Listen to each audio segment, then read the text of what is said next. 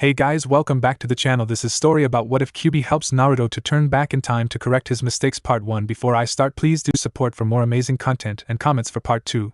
Do consider to subscribe my channel and share my video to your friends and check out the description as well. Let's start the video. He had failed to protect his loved ones. Failed to beat the one who had caused so much pain and destruction. Failed to beat Madara. The final battle had gone well at first. Naruto had killed Sasuke in the beginning, Sakura as well, since she had betrayed everyone. It seemed that her fangirl side and apparent love for Sasuke had clouded her mind.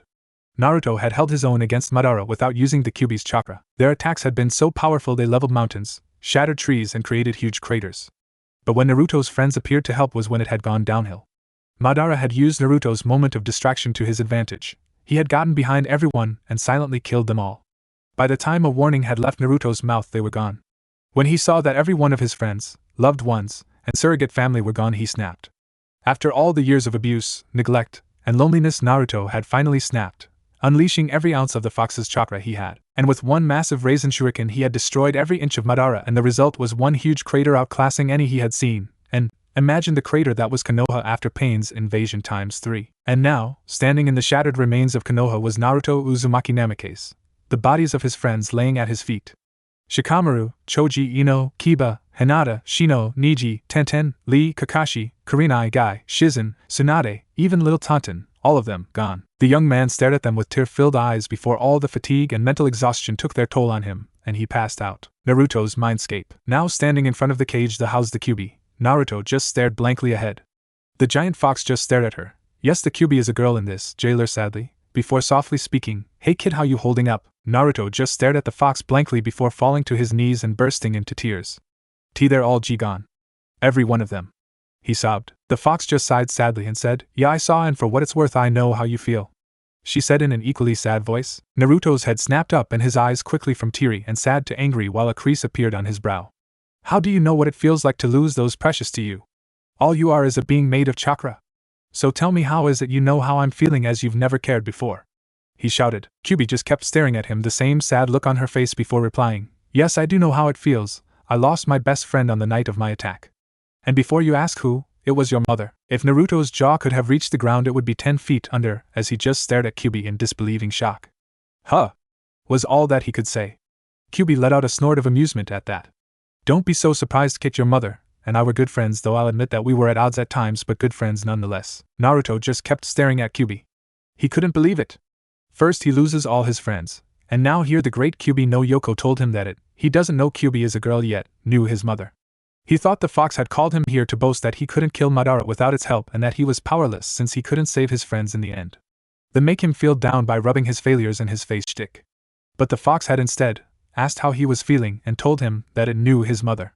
Yeah, who wouldn't be shocked after that? Pulling himself together he asked, "Why are you telling me this now? And why aren't you acting like you usually do?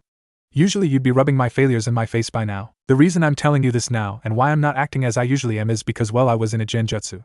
It only wore off when you killed that bastard Uchiha," she said with a bit of anger at the end. "Okay," Naruto blinked.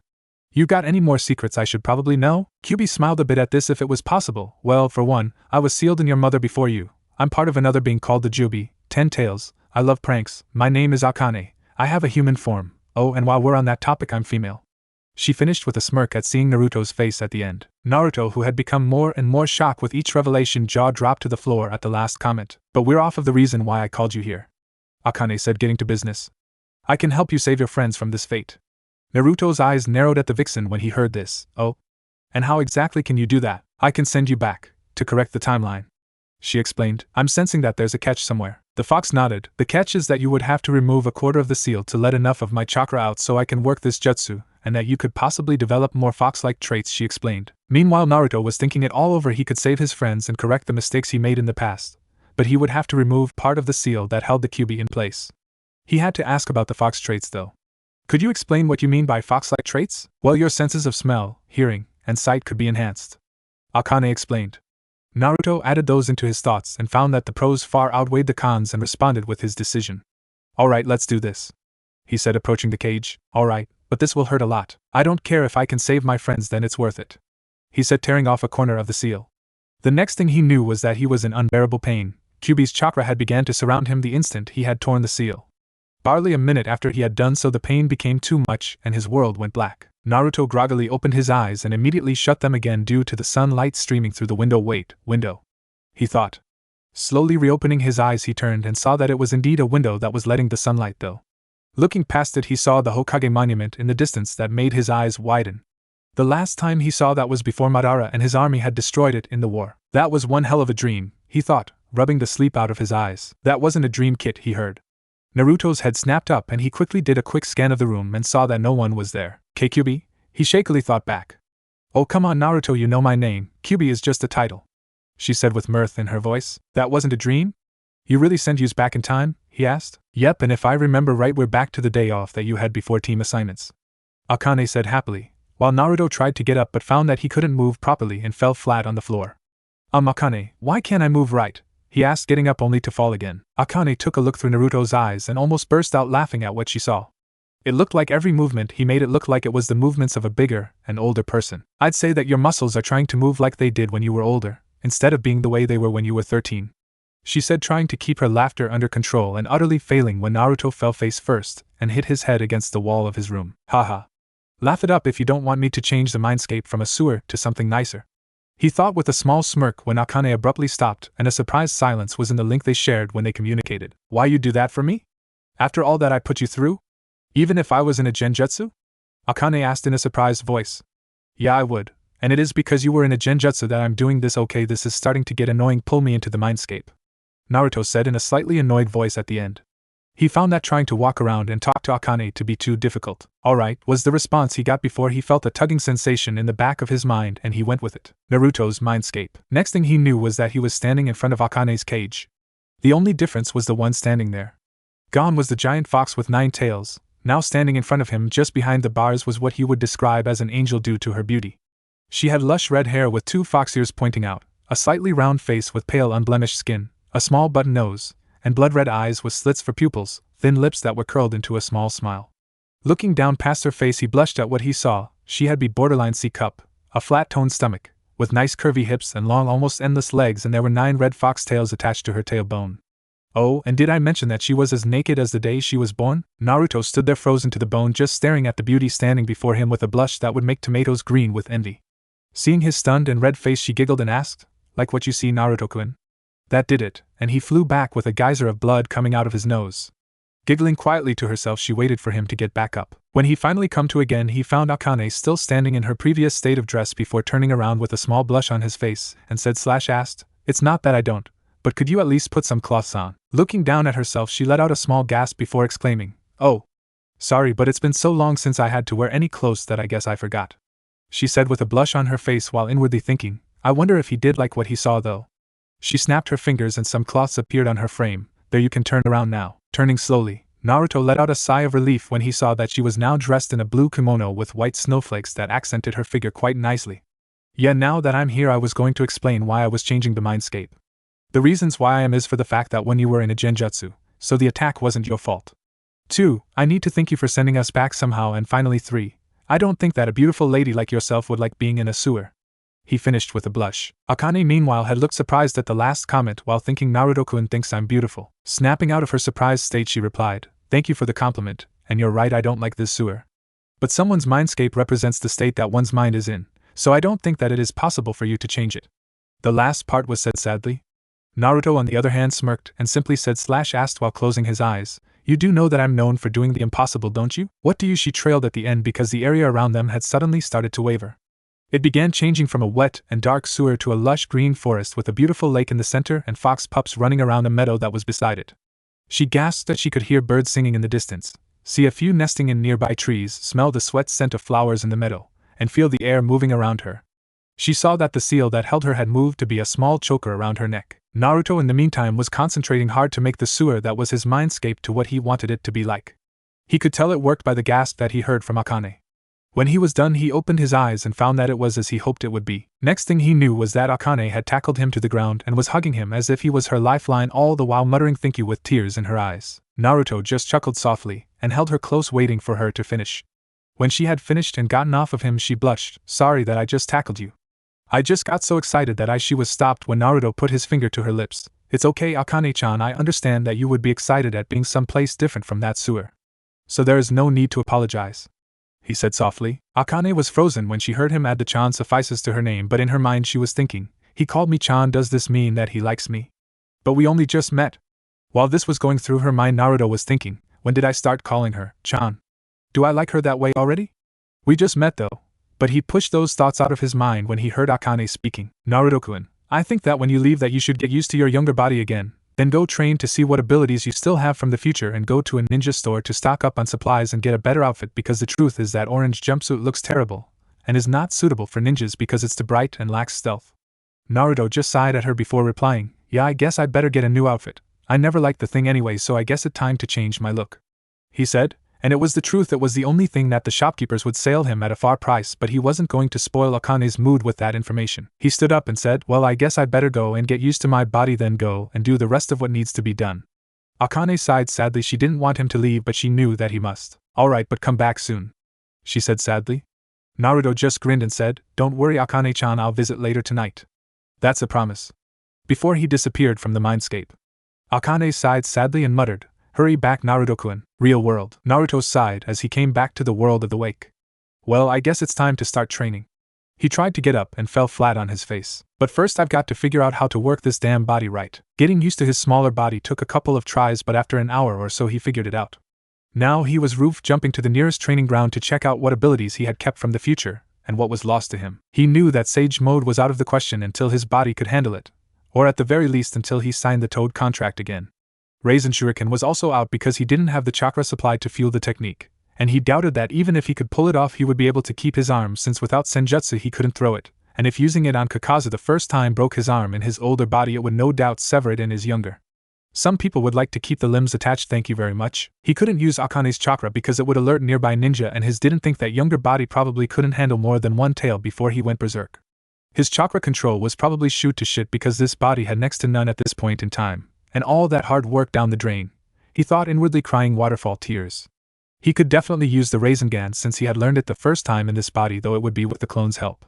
The wind-style Rasengan was a big maybe, but the bright side was that he could throw it without Senjutsu. I can't believe that I only used it in combat once, and that was before the war, man. I really need a larger arsenal for wind jutsu, he thought with a sweat drop. The thought that his main techniques were the Shadow Clone, the Rasengan, and the Raisin Shuriken was ridiculous. It's amazing that he even lived as long as he had on those. Akane chose this time to speak up. Naruto-kun, you might have gotten another affinity when we went through time.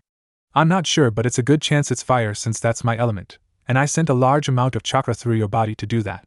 Oh, and you're at the training ground now, she said with a giggle at the end. Naruto's sweat dropped again at his laps. Thanks, Akane-chan, and I'll check on that after I get my hands on some chakra paper, he thought before looking up and seeing that he had arrived at training ground 45. It had a forest of to the side, a large lake in the middle, and a wide open field. He figured it would be a good place to train, seeing as nobody but Enko Mitarashi wanted to get too close to training ground 44, otherwise known as the Forest of Death. Sighing again, he made the hand sign for his most used jutsu and shouted out, Shadow Clone Jutsu. There were numerous poofs of smoke before it cleared to show 200 shadow clones standing around him. His sweat dropped yet again. Yep, my chakra control is defiantly shot to shit. I only meant to make 150. He thought before pulling himself together and handing out orders. Alright, we have 1 day to get up to notch. I want you to divide into groups of 50. He waited for the clones to do just that before he continued. You all. He pointed to the group to his right. Have chakra control. Divide it to 5 groups of 10 and have one group do tree walking, another water walking, the next leaf balancing, the next leaf floating, and finally, saman balancing. He finished before pointing to the group in front of him. This group has wind manipulation. Divide into 2 groups and one will work on leaf cutting. The other has waterfall cutting. He pointed to the group to his left. You all have Rasengan training. Try to make it one-handed. He turned to the group behind him. The last group has the wind style. Rasengan, try to make it with only one clone to add the wind. The other will try to handle the shape manipulation. If you can't, then use the third clone to, at the very least, see if it is even possible to do the technique. He turned and addressed all the clones now. Dispel the best one from in the group every hour. Now get to your work. He finished in a shout. Yes, boss. The clones shouted before running off to do their tasks, leaving only 25 behind. And what are you all still doing here? He asked the group. Well, one brave clone spoke up. There isn't any waterfall in this training ground. The clone finished with a nervous chuckle. Naruto looked up and saw that indeed the training field didn't have a waterfall. What it did have though was a large group of boulders beside the lake. Remembering what Yamato said about boulders being an option to cut if there wasn't a waterfall nearby, he got an idea. Well, why not use the boulders instead of a waterfall then? He asked. The clone's sweat dropped at their stupidity before replying with a meager yes, boss. Before setting off to their task of cutting boulders, Naruto sighed at them before setting off to find the nearest ninja library. When he got there, he went straight to the jutsu section and looked up wind and fire jutsu. Sitting down at a table and flipping through the tutorials to the main section of the wind jutsu of the book, he scanned the page until he found some that looked interesting. A jutsu called Great Breakthrough Wind Style. Great Breakthrough, a relatively simple technique that creates a sudden gust of wind, but its scale varies greatly depending on the user. If used by a superior shinobi, it has enough destructive power to knock down a large tree. The wind from the squall can blow away all things in the user's line of sight. A variation of the technique involves a smaller blast of wind which gets ignited with flame.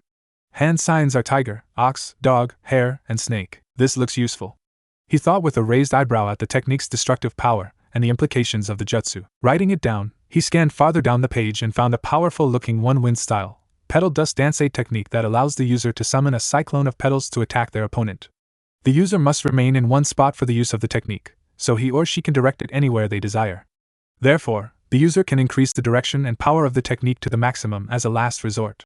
Hand signs are tiger, hare, and dragon. His eyes widened as a memory hit him. This is the technique that the body switcher used on me when we were sent on that grave robber mission, he thought, flashing back to the mission where he met Sora, before writing down the description and hand signs for the technique before finding the last jutsu in the book, and the wind tutorials were most of it.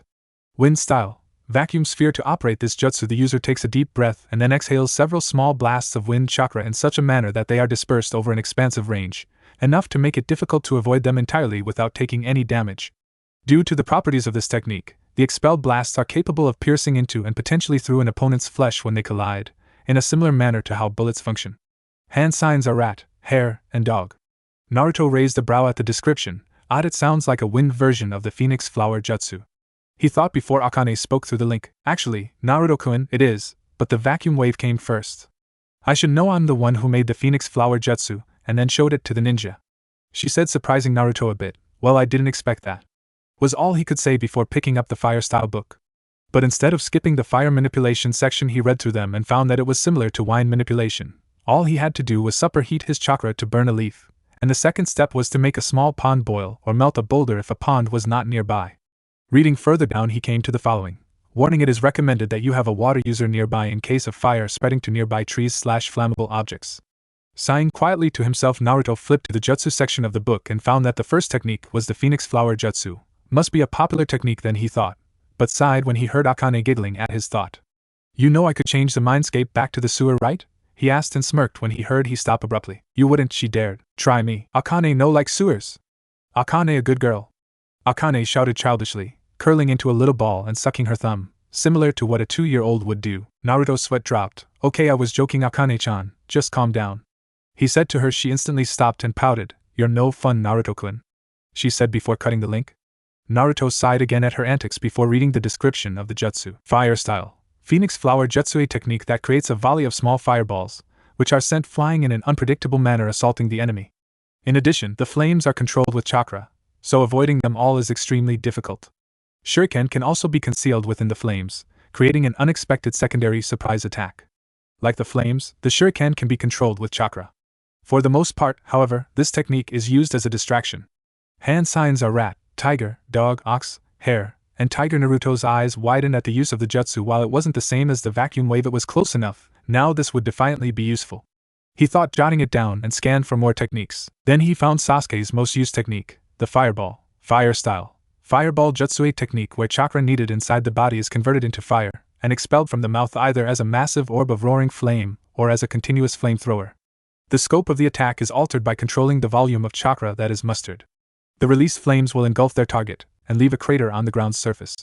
This technique apparently requires more than average chakra reserves, and most genin should not be able to do this technique. Hand signs are snake, tiger, monkey, boar, horse, and tiger, and most genin don't have the chakra reserves of Kaigaether, he thought with a smirk before it fell, then became a wide grin when the first memories of his clones came to him. The good news was that he could still do the Rasengan with the clone's help and the wind style.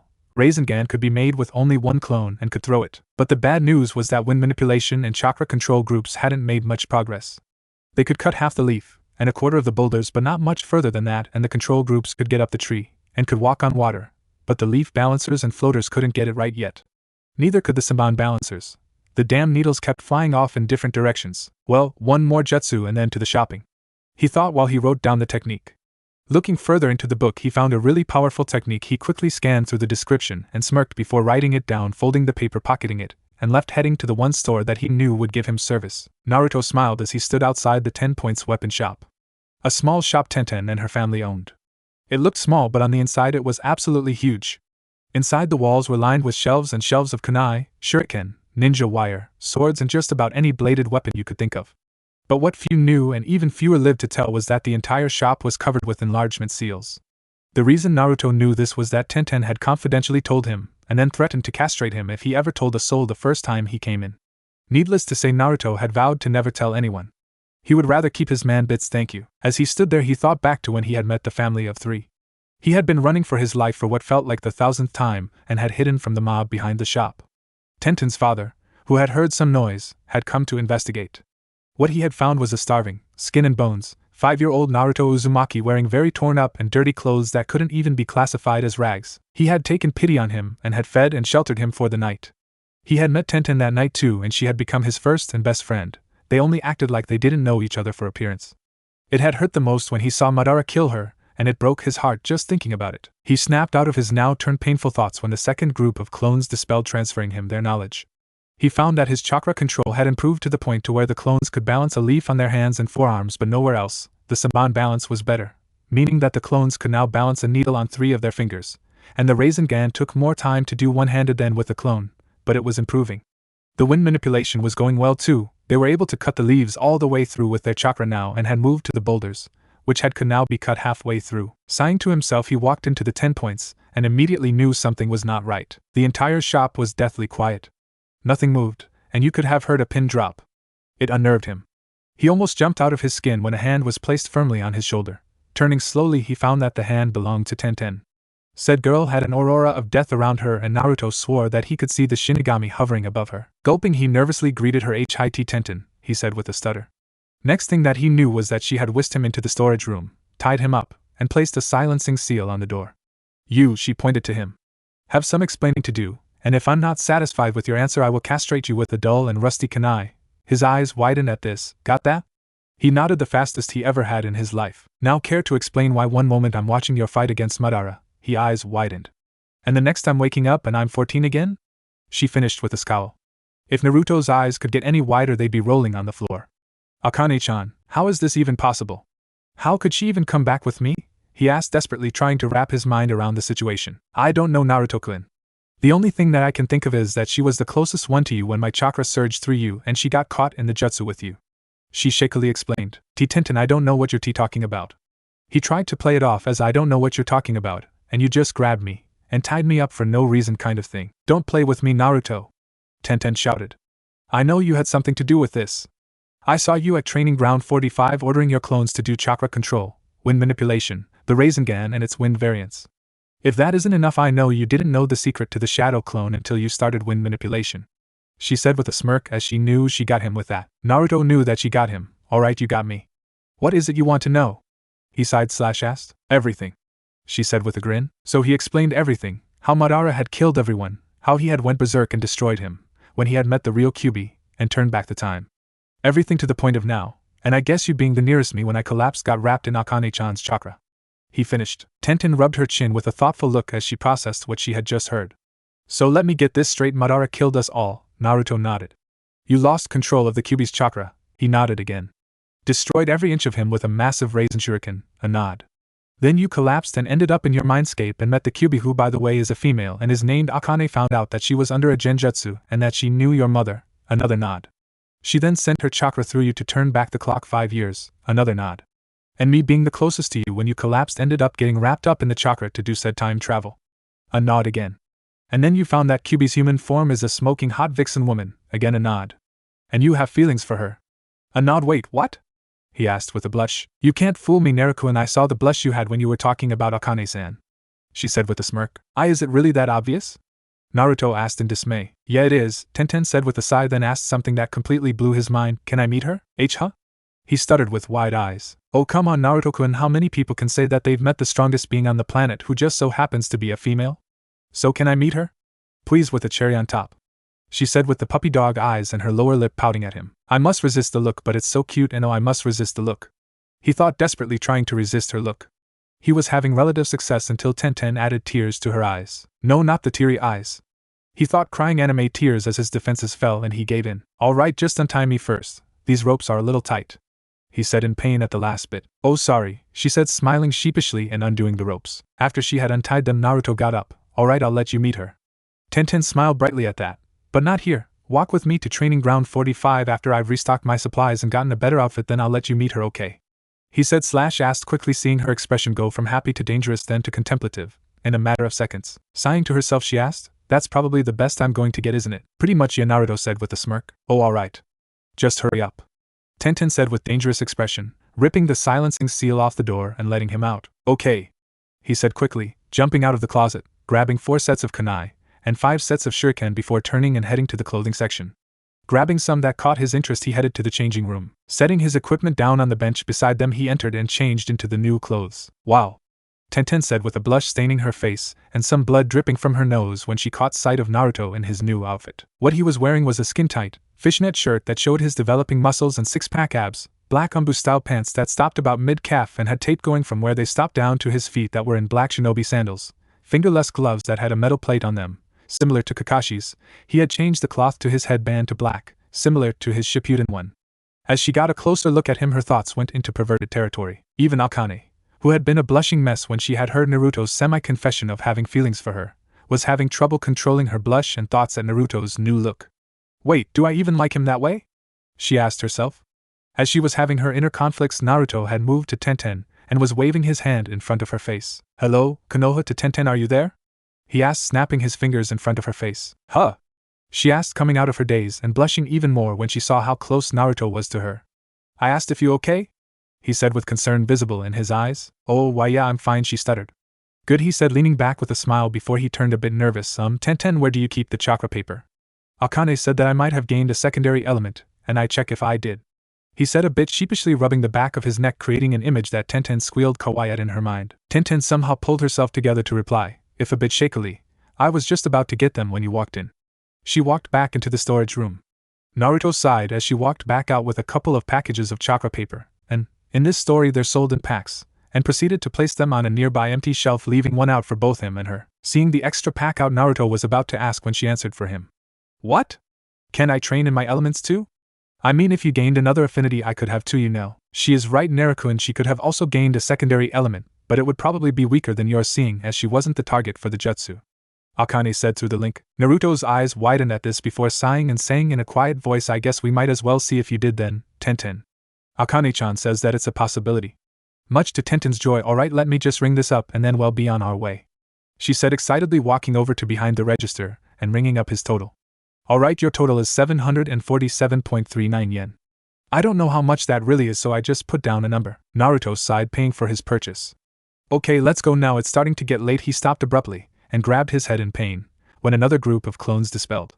Seeing her friend's condition, Tenten rushed to his side and worriedly asked, you okay? Yeah, I'm fine, just too many clones dispelling at once is all, Naruto said before muttering something that Tenten thought sounded like stupid clones and their pranks, causing her to giggle. When asked about it, she said, nothing, just thought of something funny, through barely held giggles. Turning towards the back of the shop, Tenten shouted, Dad, I'm going out for a bit, and received a muffled okay. With that they walked out. Training grounds. Okay, we're here, Naruto said, walking on to the training ground.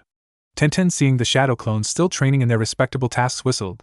That's not as many as I've seen you make, but it's still impressive, she complimented. You should have seen it before the last 3 groups dispelled. Now we're here for a reason, aren't we? Naruto began with a smirk but finished with a serious expression as both he and Tenten took out a slip of chakra paper. You go first, Naruto. I know what they do, but I've never seen it before except with my earth nature, Tenten said. Naruto nodded, pushing his chakra into it. What happened was a bit of a surprise. The paper splitting wasn't, nor was one half being burnt to a crisp. What was surprising was that the last split in half again, and the top piece crinkled into a small ball, and the bottom got so soggy that it was basically mush. How is that possible? I expected the wind and fire, but not the lightning and water. Akane-chan, how is it that I have 4 affinities? He said / asked, and then thought to Tenten and then Akane. I don't know, Tenten said in disbelief. I thought that this might happen. Akane said more to herself than to Naruto, but he still heard her. What do you mean? Sighing to herself, she began explaining. What I meant was that I thought that your chakra reserve would increase to the point that you would get your parents' affinities, as your mother had water and your father had lightning. She finished. So the fact that my chakra control is shot is that my reserve increased, not that my body has none at this point in time, he asked. Not entirely, but mostly it's the fact that at the moment your chakra control sucks, she said with a giggle. A vein popped on Naruto's head and his eyebrows started twitching in annoyance. Breathing deep to calm himself, he turned to Tenten, who had looked at him for an explanation. Sighing to himself, he explained, Akane-chan says that the reason I have 4 natures instead of 2 is that my reserves increase so much that I gain both my parents' natures, mom being water, dad the lightning. Right, she said in an amazed voice before something clicked. Hey Naruto-kun, could the same could have happened to me? She asked, making his eyes widen. Before you ask, yes, it's possible, slim, but possible, and that her chakra reserves could now rival yours when you were this age, now not counting. Akane said. Akane-chan says that it is slim but not impossible, and that your reserves could rival mine when I was originally 13. That was close to Kage level, so looks like you got some control training to do, Naruto told her with a smirk, making her groan. Well, we'll worry about that later. Let's take a look, Naruto said, making her nod before pushing chakra into the paper. What happened was another surprise. It split in half. One half crumbled, the other split again. One part got soggy and the other burnt to ashes. Okay, so that's earth, fire, wind, and water. My dad has water, Akane gave me fire, earth was my original, and I'm guessing that my mom gave me wind. It looks like your earth and wind are strongest though, seeing as the wind happened twice, and there's nothing left of the earth but dust, Naruto said. He began to think out loud when something crossed his mind. If her reserves are large enough, what's stopping me from— What was that? Tenten interrupted. I was just thinking that since your reserves are large enough, I could teach you the shadow clone jutsu, he explained with a wide grin that Tenten quickly mirrored when she got his line of thought. Please Naruto-kun, teach me the shadow clone. It'll make training so much easier, she all but demanded. I was going to anyway, Tenten-chan. Since we're in this together, we need to get as strong as we can, as fast as we can. Because I am not letting you all die again, Naruto said with a determined fire burning in his eyes. Tenten, however, blushed when she heard the suffix added to her name, a fact that Naruto missed, but Akane noticed, since when he called me /her Tenten-chan. They both thought, one with a blush, the other with a slight growl. Naruto, of course, was as oblivious as ever. Naruto-kun, can we get on with the lesson please? Akane said in a sickly sweet voice that could melt ice. Why yes, Akane-chan, he thought nervously. Right, listen carefully, Tenten, he said, snapping her out of her thoughts, as he started to explain the jutsu and its workings. An hour later. So that's how the shadow clone jutsu works, he finished explaining. He looked over to see Tenten with wide eyes and her mouth wide open. You know, if you don't close your mouth you'll catch flies in it. That snapped her out of her surprised state. That was surprising, Naruto-kun. You actually went into detail and explained things that even I didn't know about the jutsu. How do you find all that out? She asked. Naruto snorted. You do know how I graduated, right? He asked rhetorically. Oh right, sorry, she said sheepishly. It's alright, besides you know I'm smarter than I look. I know, she sighed sadly, remembering how they had met. Now how about giving the jutsu a try? He asked. Yeah, she said, pounding her fist into her open hand. Putting her hand in the cross seal, she shouted out, Shadow clone jutsu. There were numerous poofs of smoke, and when it cleared all they could do was stare. This was unexpected. This was unexpected, Naruto said in disbelief as he stared at the numerous Tenten standing in the field. There were 150 of them. No shit, Sherlock, one of the Naruto clones who had stopped training to view the event said. Growing a tick mark, Naruto hit it over the head and dispelled it, gaining its knowledge. Tenten, who had been staring at her copy, snapped out of her state at the sound of the clone dispelling. I made this many and don't even feel winded, she said in a shocked voice. Yeah, your reserves are defiantly rivaling mine when I was originally 13, Naruto said with a chuckle, but then turned serious. Now it's my turn, he said, putting his hands in his favorite seal, Shadow Clone Jutsu. He shouted, creating 100 of his own. Attention! A clone shouted, snapping into a salute, and all the clones, Tentens too, mimicked it. Sweat dropping at their clones' antics, Naruto started handing out orders. Alright everyone, we have a lot of training to do and a short time to do it in. He started. I need you all to divide into groups of 25 each and pair up with a group of Tenten's clones. He waited for them to do so. Group 1. He pointed to the group of the pair's clones on the left. We'll start Tenten on her wind manipulation and then join in with my own. We need it as strong as we can possibly get it. He pointed to the group in front. Group 2 will start with the wind jutsus that we picked up earlier. He turned to the group on the right. Group 3 will start on fire manipulation. He turned to the group behind them. Group 4 will work on the fire jutsus. Turning to one of the groups of Tenten's clones, he said, Group 5 will work on Tenten's earth manipulation. He pointed to the last group of 25 Tenten, and Group 6 will work on chakra control. Start with the basics, and then move to the more difficult ones. He turned to Tenten. Anything you want to add, Tenchan? He asked, getting a blush for the use of a nickname for her. Getting herself together, she replied. Not that I can think of, But keep the instructions simple for my clones, and to those working on Earth manipulation, you know what to do, so no slacking off. She said at first to Naruto, then to his clones, and then to her clones, who all nodded. Naruto addressed all the clones. Now get to your work, he shouted, getting a yelled, yes boss, before they all set out on their tasks. He turned back to Tenten. How much chakra do you have left? He asked. She smirked and answered him, that wasn't even half my new reserve. She said a little smugly. Good, then make one more clone, he said, making another copy of himself. This got a raised eyebrow from her, but she complied nonetheless. He turned to the two clones. All right. You two will be going to the library to check out the basics for lightning and water manipulation. Then check for ninjutsu. Write each your own copy, then come back and dispel. Got all that? He finished. Yes, boss, was his reply from his copy. He got a simple yes from Tenten's clone before they set off. Naruto faced Tenten, who was staring at him wide-eyed. Something on my face? He asked with a grin. And no, it's just that I didn't know that you could be so commanding, she said with a small blush staining her cheeks. Sighing quietly, Naruto sat down and motioned to Tenten to do the same. So how do I bring someone into my mindscape with me, Akane-chan? He asked over their link, after Tenten had sat beside him. Thinking for a minute, Akane remembered how Kushina had brought Minato into her mindscape once when he, Minato, wanted to meet her. Akane, if I remember this right, you should join hands and put your foreheads together, and let me do the rest, she explained. After Naruto had relayed the message to Tenten and had done as instructed, she pulled them in Naruto's mindscape. Opening her eyes, the first thing that Tenten saw was that she was in a clearing of forest that was surrounded by a lake, meadows, and all kinds of wildlife, but mostly foxes. Her eyes widened when she turned to Naruto. What she saw was that he was in his older form, something Naruto seemed to miss on his last visit. Opening his eyes, he saw that Tenten was staring at him with wide eyes. Okay, what now? He asked with a sigh. Why, you're in your older form, she stuttered. Naruto's eyes widened before he noticed that Tenten was in hers too. As so are you, he said in shock, making her eyes widen. So you finally noticed, and Naruto-kun? Said a voice off to their right. Looking over to the voice, they found Akane sitting against a tree smirking at them. Noticed what? Naruto asked, confused. Sighing at his lack of attention, she said that since we've come back, that whenever you come to the mindscape, you're in your older body. Their eyes widened even further at this. But how is that possible? Tenten stuttered, drawing Akane's attention to her. Akane's eyes narrowed at her. So this is the other one that likes Naruto, she thought. But on the outside, she replied with a strange smile, the reason why you're both in your older forms is that your mind matures at a faster rate than your bodies. So when we came back, to put in simple terms, is that basically your older minds were merged with your younger bodies. That's why you had a hard time moving this morning, Naruto-kun. Your mind was more adapted to your older form than it was to your younger. That drew looks of understanding from the both of them. Now if you will excuse us, Naruto-kun, I do believe Tenten-san and I need to have a chat, she said, snapping her fingers, and both her and Tenten vanished in a small pop. Okawe? That was weird, Naruto said, a confused expression on his face. Different part of Naruto's mind. Tenten was confused. 1 minute she was sitting in front of Naruto when Akane snapped her fingers, and the next she was in a completely different place. To skip the description, it's the place Minato took Naruto to talk when Naruto had released his 8-tailed form. Standing in front of her was Akane, who had her hands on her hips and had a frown on her face. Okay, what was it you wanted to talk about? She asked, a little nervous. I want to know what your intentions for Naruto-kun are, she all but demanded. Tenten's eyes widened at her. She got what she meant, but she tried to play it off as if she didn't know what she was talking about. What do you? Don't play with me, girl. I've seen how you look at him when he's not looking. I'm all for sharing, but I will not allow anyone to be with him if they intend to do him harm, she exclaimed, then widened her eyes at her slip-up.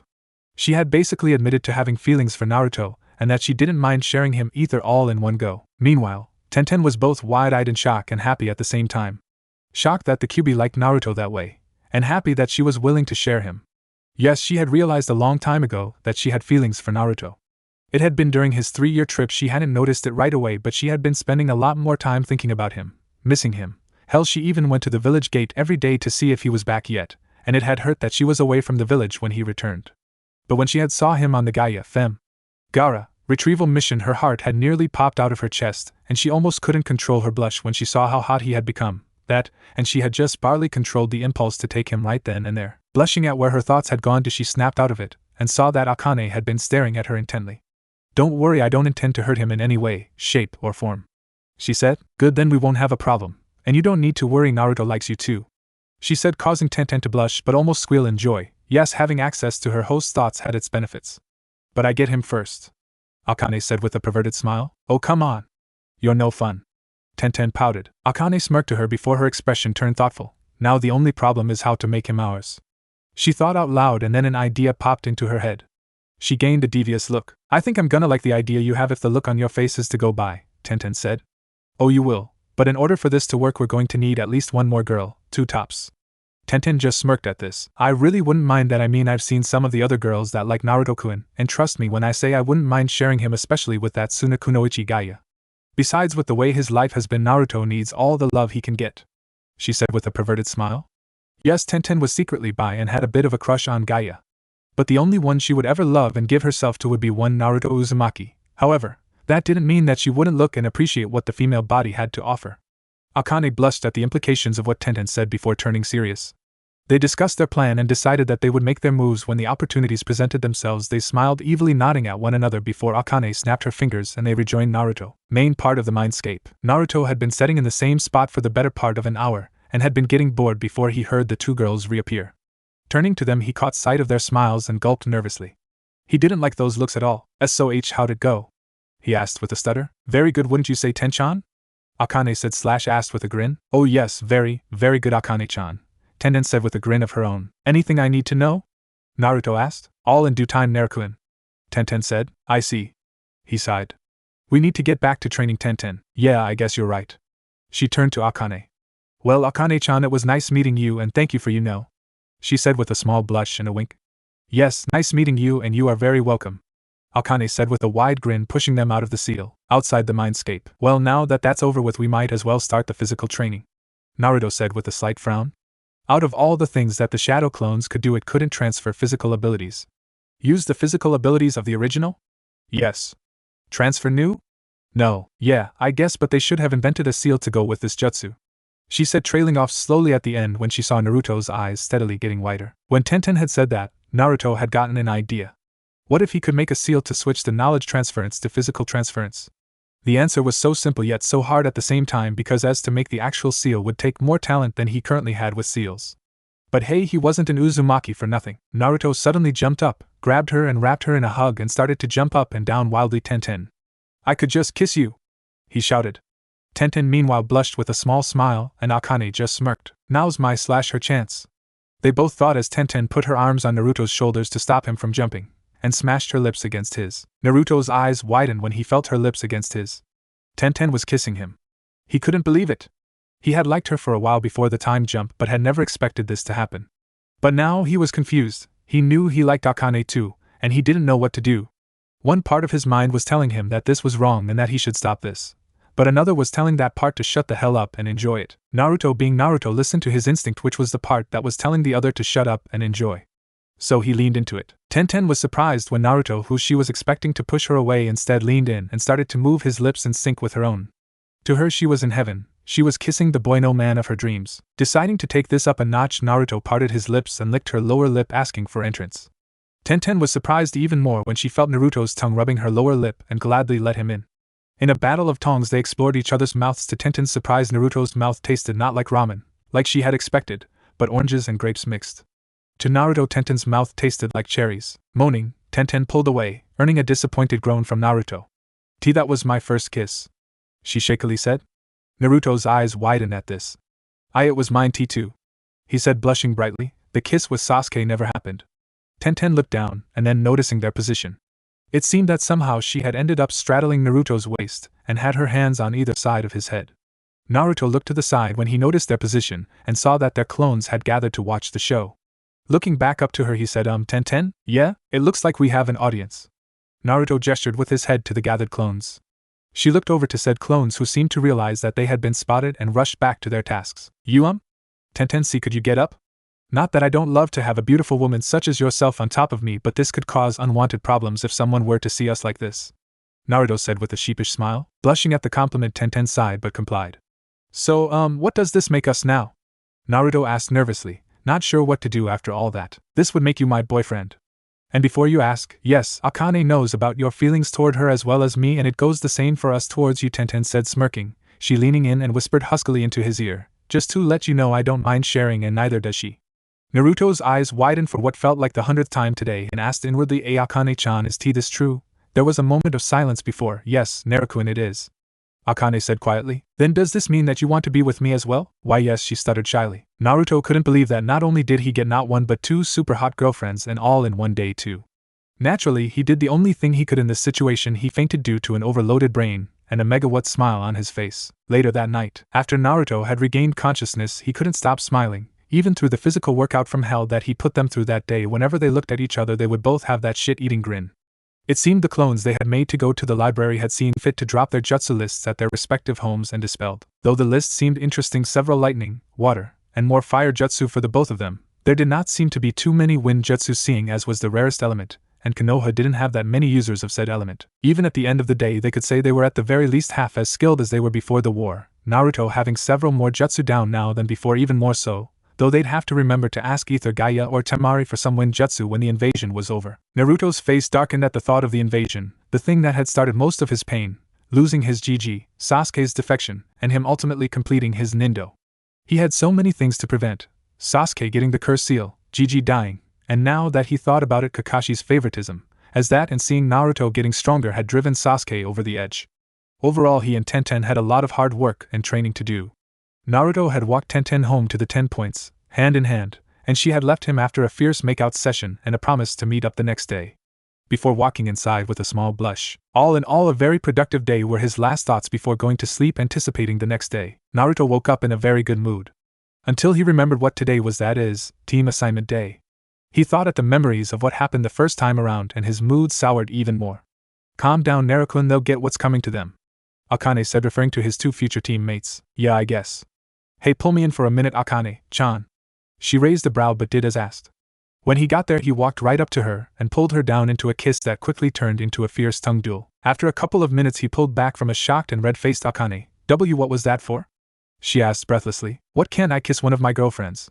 He asked with a grin. And no, I mean, She was left a stuttering mess as he chuckled and put a figure to her lips to quiet her. I was joking, don't take it so seriously, Akane-chan, he said softly. Blushing even more, she pouted at him. You're no fun, Naruto-kun. Just for that, I won't offer you the surprise that could solve your Raisin Shuriken problem, she said, turning away from him with a smirk. Naruto's eyes widened. Why, you've found a way around the Raisin Shuriken? He shakily asked. Yep. But since you've seen fit to tease me, I won't tell you, she said with her back still turned to him. Naruto got down on his knees and clasped his hands in front of his chest. Please, Akane-chan, tell me. I'll do anything you ask. Quirking an eyebrow, she turned to him. Anything? She asked. Yes, anything, he repeated with a pleading expression. Maybe if you, she bent down to whisper in his ear, kiss me again.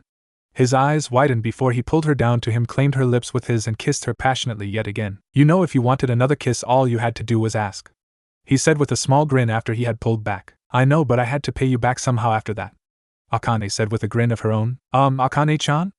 Naruto started slowly. She indicated that she was listening.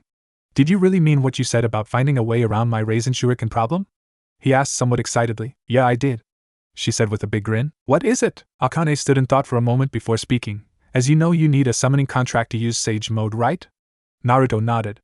Well, what if I told you that a certain clan of summons had the same thing? His eyes nearly popped out of his head, and that I was the boss of said clan. He raised a shaking finger at her. Why, you mean that there's a Fox clan and that they have Sage Mode?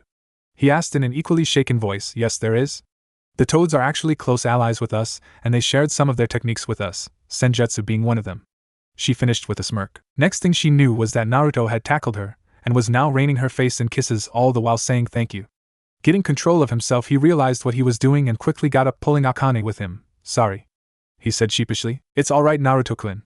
I understand, she said with a chuckle. So are you willing to sign it? She asked before noticing his hesitant look. Yes, you could resign the Toad contract too, Akane said, rolling her eyes. How would that be possible? I thought that someone could only have one contract? He asked in confusion. Normally, yes, they could only have one, seeing as summonings are far and few between.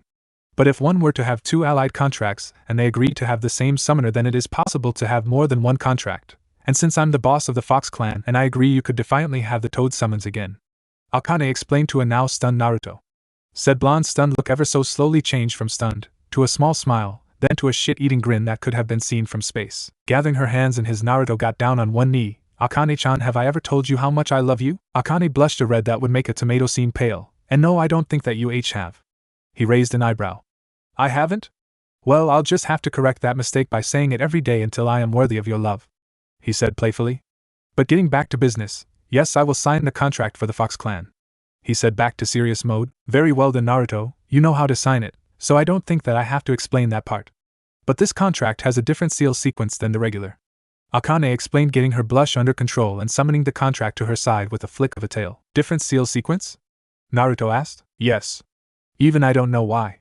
But I figure that it's because each tailed beast has a summoning clan and each seal sequence for their contracts differ from the norm. In truth, the Sage of Six Paths had decided the hand seals for the summoning clans of the tailed beasts were to be different than the normal contracts. The reasons not even the beasts themselves knew. Now sign the contract and I'll tell you the hand signs. Akane said, handing Naruto the large scroll. Unraveling it, Naruto noticed that he would be the first fox summoner.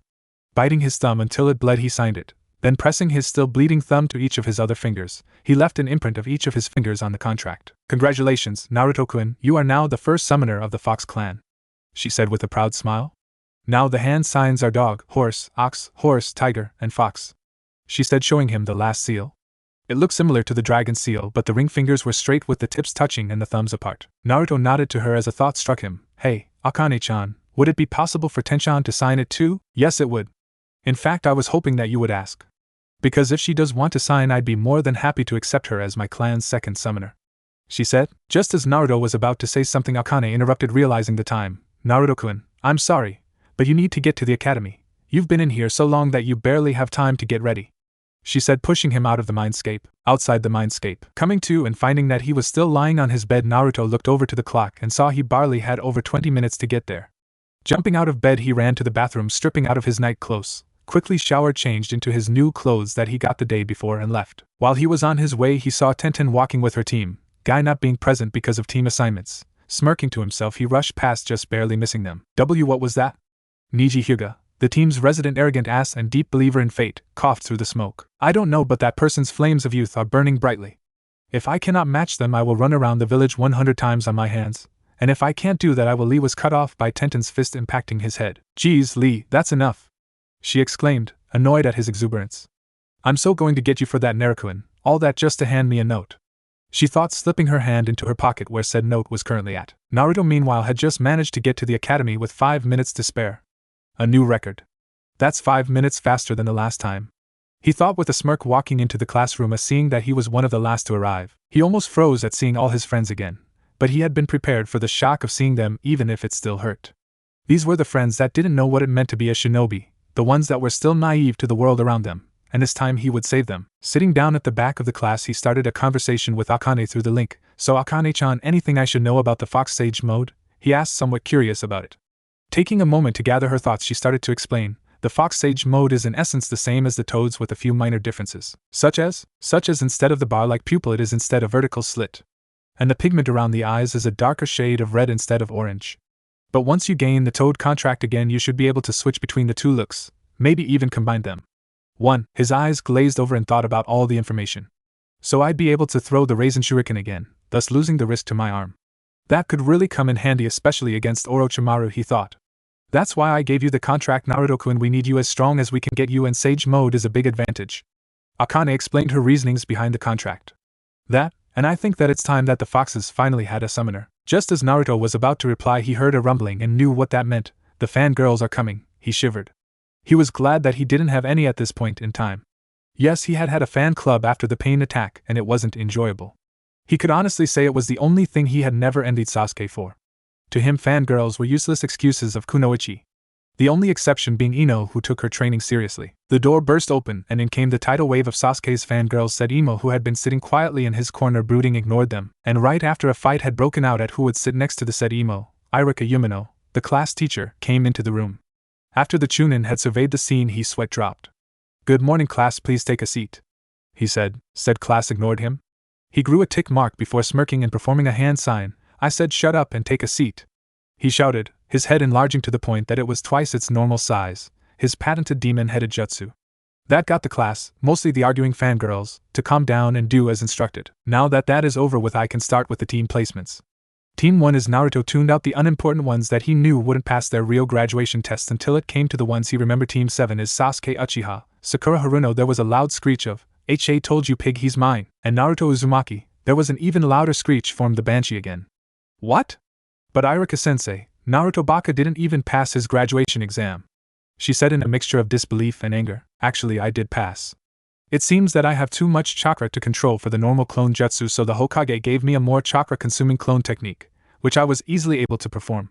Naruto spoke from his corner in the back of the room. Yeah right, Baka, stop lying and get out of here, Sakura screeched, jumping up to punch him. Naruto, seeing it coming, dodged, grabbed her arm, twisted it behind her back, and pinned her against the wall. We may be teammates, and I may be willing to work with you, Sakura-san, but your days of abusing me are over. I never liked you to begin with, so why should I let you continue it any longer? Naruto spoke to her in a cold voice that sent shivers down the class's spines. And as for me lying about having too much chakra, it's true, as I have never been able to perform the regular clone technique, and the one you just tried to punch is a copy of me. Spoke a voice above them. The class looked up to see Naruto sitting on the roof upside down. The girls blushed at his new look and most of the guys muttered, show off. As you can see, he is indeed telling the truth, Sakura-san. Now could you tell your clone let her go, Naruto? Iruka asked in a calm voice. He had known the real Naruto had been there the entire time. Though, he had almost missed him. Naruto just looked at the scared Chunin for a moment before looking towards his clone that nodded and dispelled in a poof. Now that the distraction is over with Team 8 is Shino Abirame, Kiba Inuzuka, and Hinata Hyuga. Since Team 9 is still in circulation from last year, Team 10 is Ino Yamanaka, Choji Akimichi, and Shikamaru Nara. Your senseis will be here in an hour, so use that time to get to know your teammates and have lunch. And I would like to congratulate you all for making it this far in your careers. Iruka finished before walking out of the room. Naruto jumped down from the roof, drawing everyone's attention to him before walking to the door and turning to the rest of the room. I don't know about you all, but I've got someone to meet for lunch, so see you all in an hour, he said and walked out of the door. Naruto sighed as he had to wait for Kakashi to arrive. Remind me to do something about his tardy problem. He thought to no one in particular, but Akane responded anyway, will do, Naruto-kun. Though, I don't see why you didn't threaten those disgusting Ika books of his, maybe that could straighten him out, she suggested, as she really thought that those books were degrading to women everywhere. Naruto's head collided with the top of the table he was sitting at, drawing the attention of his two teammates to him. What's with you, Baka? Sakura asked, annoyed at not only having to wait for their sensei but now for Naruto's antics. She got no reply as Naruto was berating himself. I'm such an idiot for not thinking about that last time. Akane was laughing at him for his stupidity. Just as he was about to reply, the door opened, and in popped a head that was mostly covered with a mask and headband with spiked gray hair, and a lazy look in the one visible eye. Kakashi just looked at the genin that were his team. My first impression of you all is I hate you. Now meet me on the roof in 5 minutes, he said before he disappeared in a whirl of leaves and a poof of smoke. Naruto turned to the others. I like him already, he said with a small smile before disappearing in poof of smoke, signaling that he was a shadow clone. When Kakashi got to the roof, he was surprised to see that his blonde genin was already there, laying on his back staring at the sky. Well, this is a surprise. I didn't expect a genin to this fast, he said, drawing a smirk from the blonde. I was already here, Kakashi-sensei. The one you saw was just a shadow clone, he said to the jonin, who nodded in understanding. This is unexpected. From the academy reports I thought that he would be a hyperactive, loud-mouthed brat. But this is the complete opposite of what I was led to believe about this one's behavior, and he seems to have discovered the secret of the shadow clone as well, he thought in mild surprise at finding a completely different Naruto than what the academy reports said that he would find. This Naruto was calm, cool, and collected. A big difference than the hyperactive, loudmouth stated in the reports. His thoughts were cut off when the door to the roof opened to show the other two on his team, who looked surprised to see the two already there. Kakashi waited for them to sit on either side of their teammate before speaking. Now we can introduce ourselves. Introduce ourselves? Sakura asked, causing a sweat drop to go around the group. And she was said to be the smartest girl in the academy, they all thought. Yes, you know your likes, dislikes, and dreams for the future, he said. Maybe you could go first to show us what you mean, she said to him, making everyone's sweat drop again. Alright then. My name is Kakashi Hatake. My likes, my dislikes. Well, I have a lot of hobbies. My dream for the future, never really thought about it, he said, causing two of the genin to look at him questionably, and the third to just smile slightly in remembrance. Alright, you can go next, Pinky, Kakashi said, pointing to Sakura, whose eyebrow twitched slightly at the nickname. She calmed down to do her introduction. My name is Sakura Haruno. My likes, she looks at Sasuke and giggles. My dreams for the future, she again looks to Sasuke, giggling again and blushes. And your dislikes? Kakashi asked, fearing for the worst. I know Pig and Naruto Baka, she screeched, causing everyone to cover their now ringing ears. Just I thought a fangirl, he thought with a shiver. Cutting his thoughts before they brought up bad memories, he pointed to Sasuke. Okay, Duckbutt's turn, he said, causing Naruto to snicker, Sasuke's eyebrows to twitch, and Sakura to glare at him for insulting her crush. My name is Sasuke Uchiha. I have few likes, and many dislikes, and my goal is to kill a certain man, Sasuke said in his flat tone, causing Naruto and Kakashi to sweat drop, and Sakura to think, he's so cool. I think I just lost 10 years off my life writing that. Just as I thought, a brooder who is probably arrogant, thinks of nothing but himself, and is too stuck on revenge to do anything else. Kakashi thought to himself with a sigh. And last, but not least, Blondie. He said, pointing to Naruto, who sighed before starting his introduction. My name's Naruto Uzumaki. My likes are ramen, training, my friends, and 2 certain people. He started, and heard Akane giggling to herself at the reference to Tenten and her. My dislikes are arrogant people, hypocrites, rapists, those who would harm those precious to me, and a certain book series. He said, glaring at Kakashi, who shivered and thought, I hope that he doesn't mean what I think he means. Hot spring country. And at a hot spring a certain pervert felt the same shiver go down his spine. Someone means to do my babies harm, I must stop them, but first I must finish my research. He thought before turning back to said research, i.e. peeping on women. Back with Naruto. Back at the academy roof, Naruto was just about to finish his introduction when he felt a tingle in the back of his mind. I hope Erosenin isn't doing what I think he's doing. He thought before starting on his dream. And my dreams for the future are to start a family with the women I love, to make my parents proud of me, and before you ask Kakashi, yes, I know who they are. He said, jerking his head to the Hokage monument, more specifically the 4th's head, making Kakashi's eye widen before he continued, and to become Hokage, not because the people will respect me, but so I can protect the village and everyone in it, because to be Hokage it means that one must not only be prepared to protect, he must be prepared to lay down his life for not only the village and civilians, but for his Sodders as well. He finished with a determined fire in his eyes. His semi-speech had a few reactions, Sasuke's being eyes widening and thinking, maybe he isn't such a dope after all. Sakura's being nothing more than a simple humph, and Kakashi's eye widening even further. Not only does he know who his parents are, he defiantly knows what it means to be Hokage. He thought, really surprised now. Pulling himself together, he spoke to his team. Now that's over, meet me tomorrow at Training Field 7 at 5 o'clock for your Genin test. He said, surprising the 2 who didn't know what he meant. But Kakashi-sensei, we already had our Genin tests. Sakura said in surprise. Actually, those were to see if you had what it takes to make the rank. He said, further surprising them. He turned to leave but stopped at the edge of the roof before turning back to them. Oh, don't eat anything near, you'll puke. Johnny, he said, disappearing in a cloud of smoke. Naruto sighed before getting up and turning towards his teammates. If I were you, I would eat a small breakfast and show up at 7 instead of 5, because if today was anything to go by, he'll probably be late by 2 hours again. He said, walking to the edge of the roof and jumping to the ground, and walked off. Training ground 45. 10 minutes later. Tenten sighed as she leaned against a tree at the training ground. Where is he? He said that right after he got done with his team meeting that he would be here. I wonder what the surprise is though. She thought with a bit of anticipation at the end. When she had met Naruto for lunch that afternoon, he had said that both he and Akane had a surprise for her, and she had been wondering what it was all day since then. She sighed again, this time in relief, when she saw Naruto land in front of her. Finally, I've been waiting for 10 minutes. She said, annoyed. Sorry, Tenchan. Kakashi was later than I expected. Naruto said sheepishly, rubbing the back of his head. Alright, but what's this surprise you said that you had for me?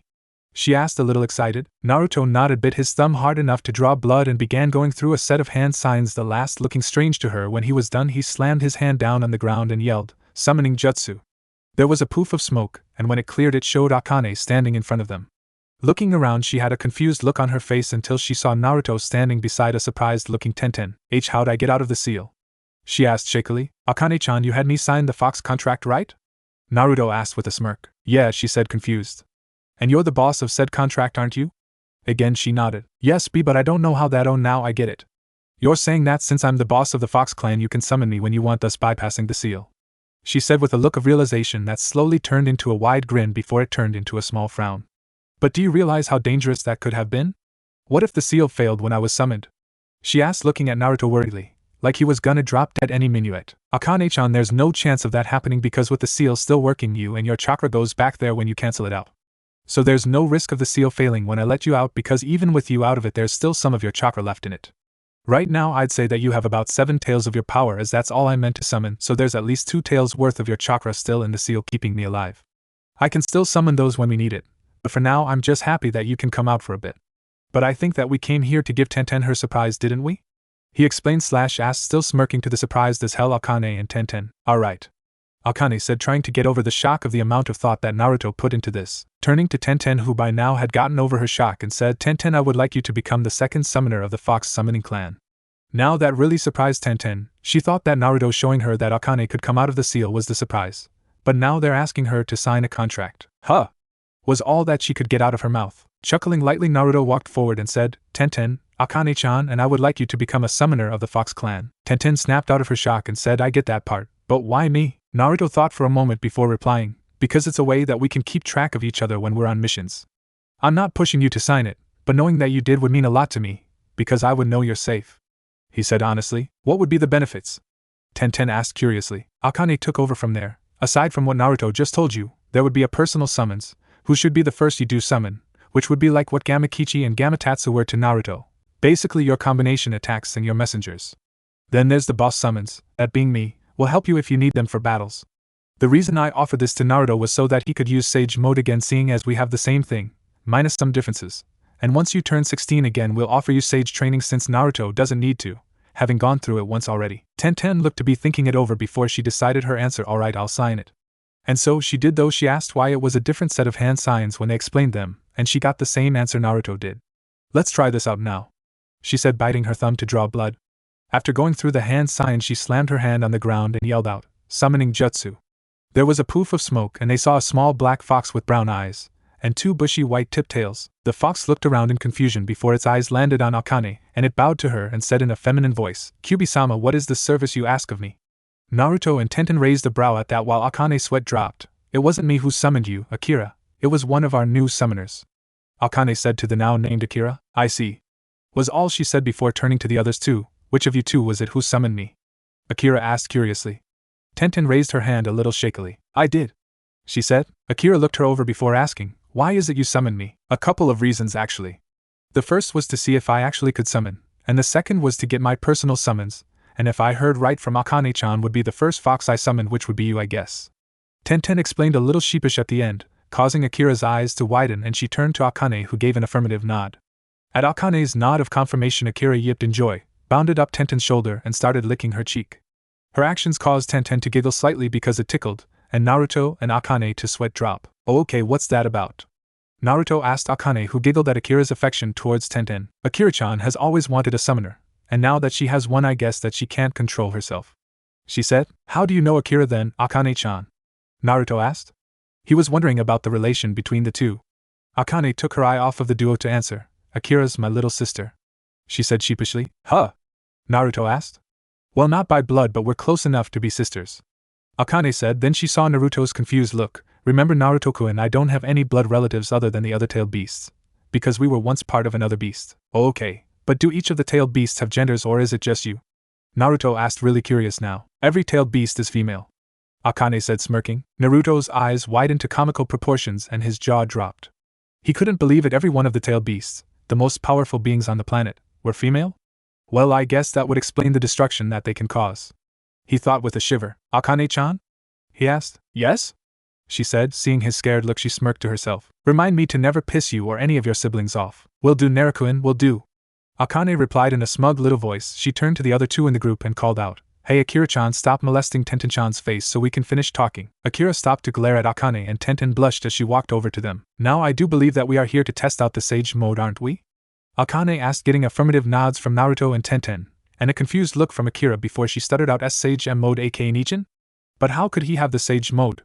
He hasn't had the training for it, and the only others to have Sage Mode were the Toads, she said, trailing off in realization. Everyone just smirked before Naruto said, That's right, I've had Sage training from the Toads. Even though I don't have the contract yet, I can still feel the energy of the earth, and Akane-chan just so happened to tell me about the foxes had the same thing, and she let both me and Tenten sign the contract. Akane cut in here. I'll explain how he got the training later, but for now let's see the Sage Mode, she said before turning to Naruto, who sat down in the lotus position. Alright, I wanted to see if I can use the Raisin Shuriken as effectively as I had been able to anyway, he said, closing his eyes, clearing his mind of all things, and began to reach out and call upon the energy of the surrounding earth. Raisin Shuriken? Akira asked. The other two females just smirked and said that she would see. Naruto immediately felt the nature chakra react to his call, and it came to him and into his chakra network. As he balanced it out, he felt a little different than the Toad version.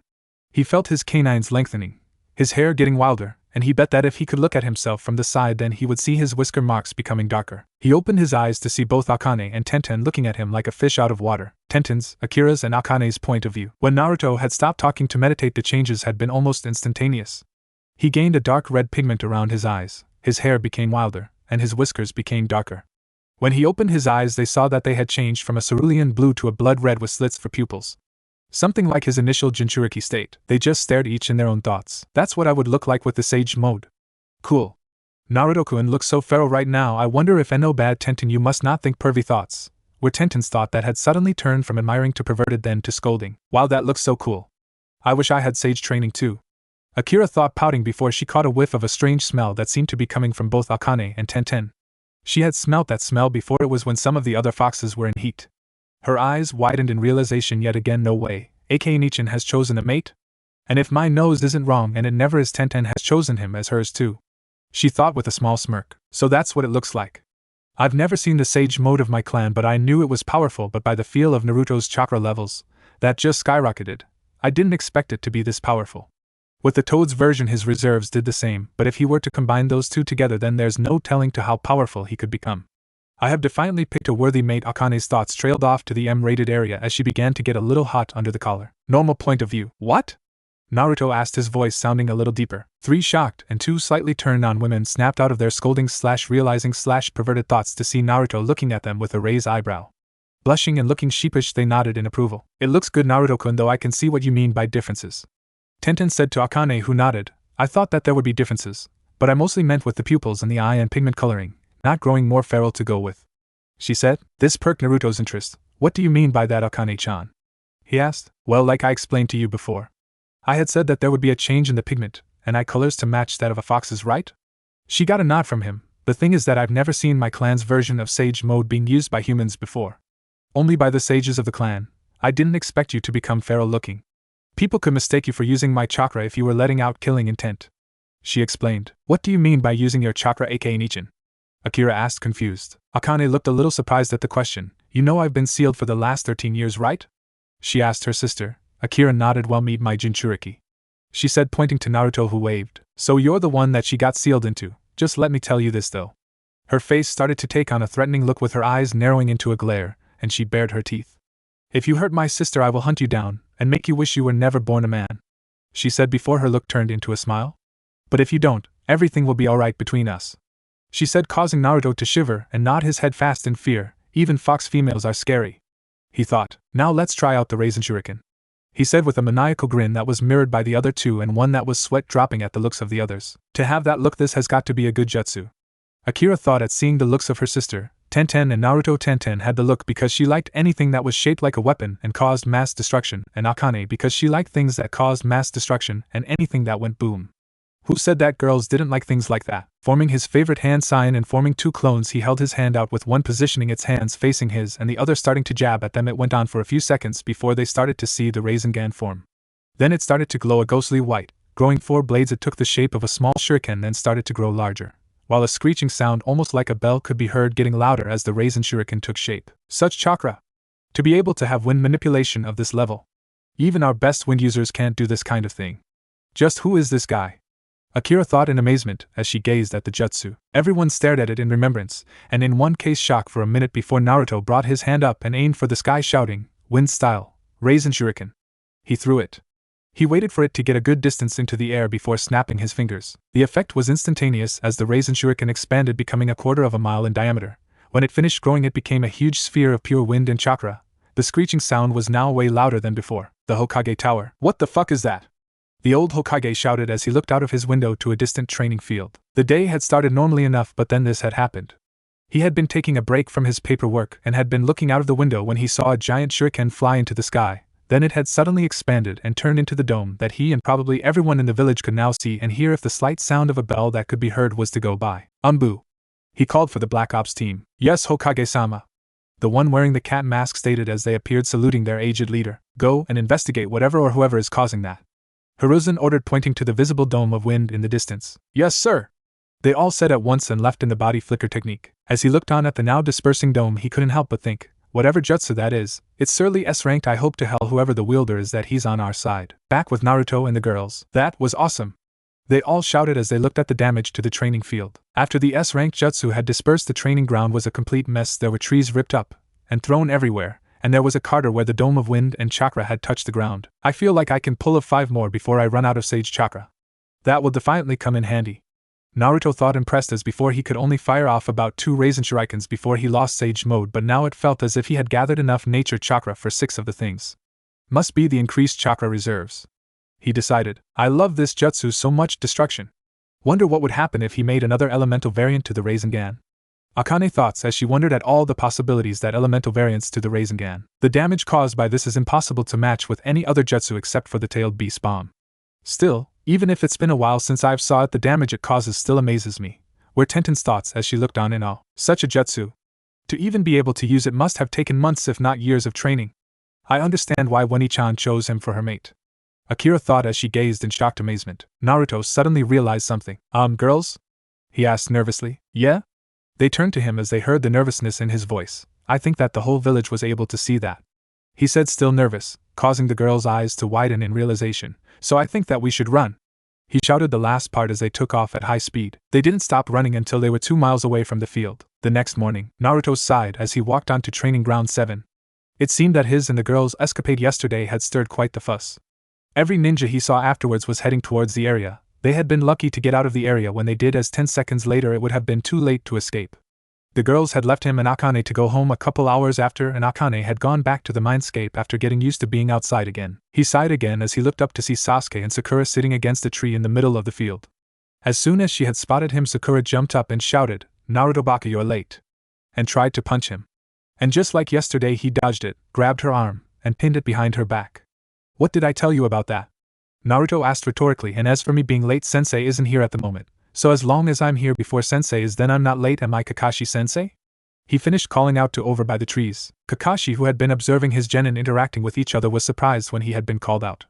Snuffing out his surprise for now, he walked calmly out of the trees and over to his team. "Naruto's right, Sakura. But I've got to ask, how is it that you knew I was there, Naruto?" he asked as he stopped in front of them. Naruto simply smirked and replied, "A good ninja never tells his secrets." Kakashi nodded his head, accepting the answer for now. "Very well, your test is to..." He reached into his hip pouch and brought out 2 bells. "Get these bells from me.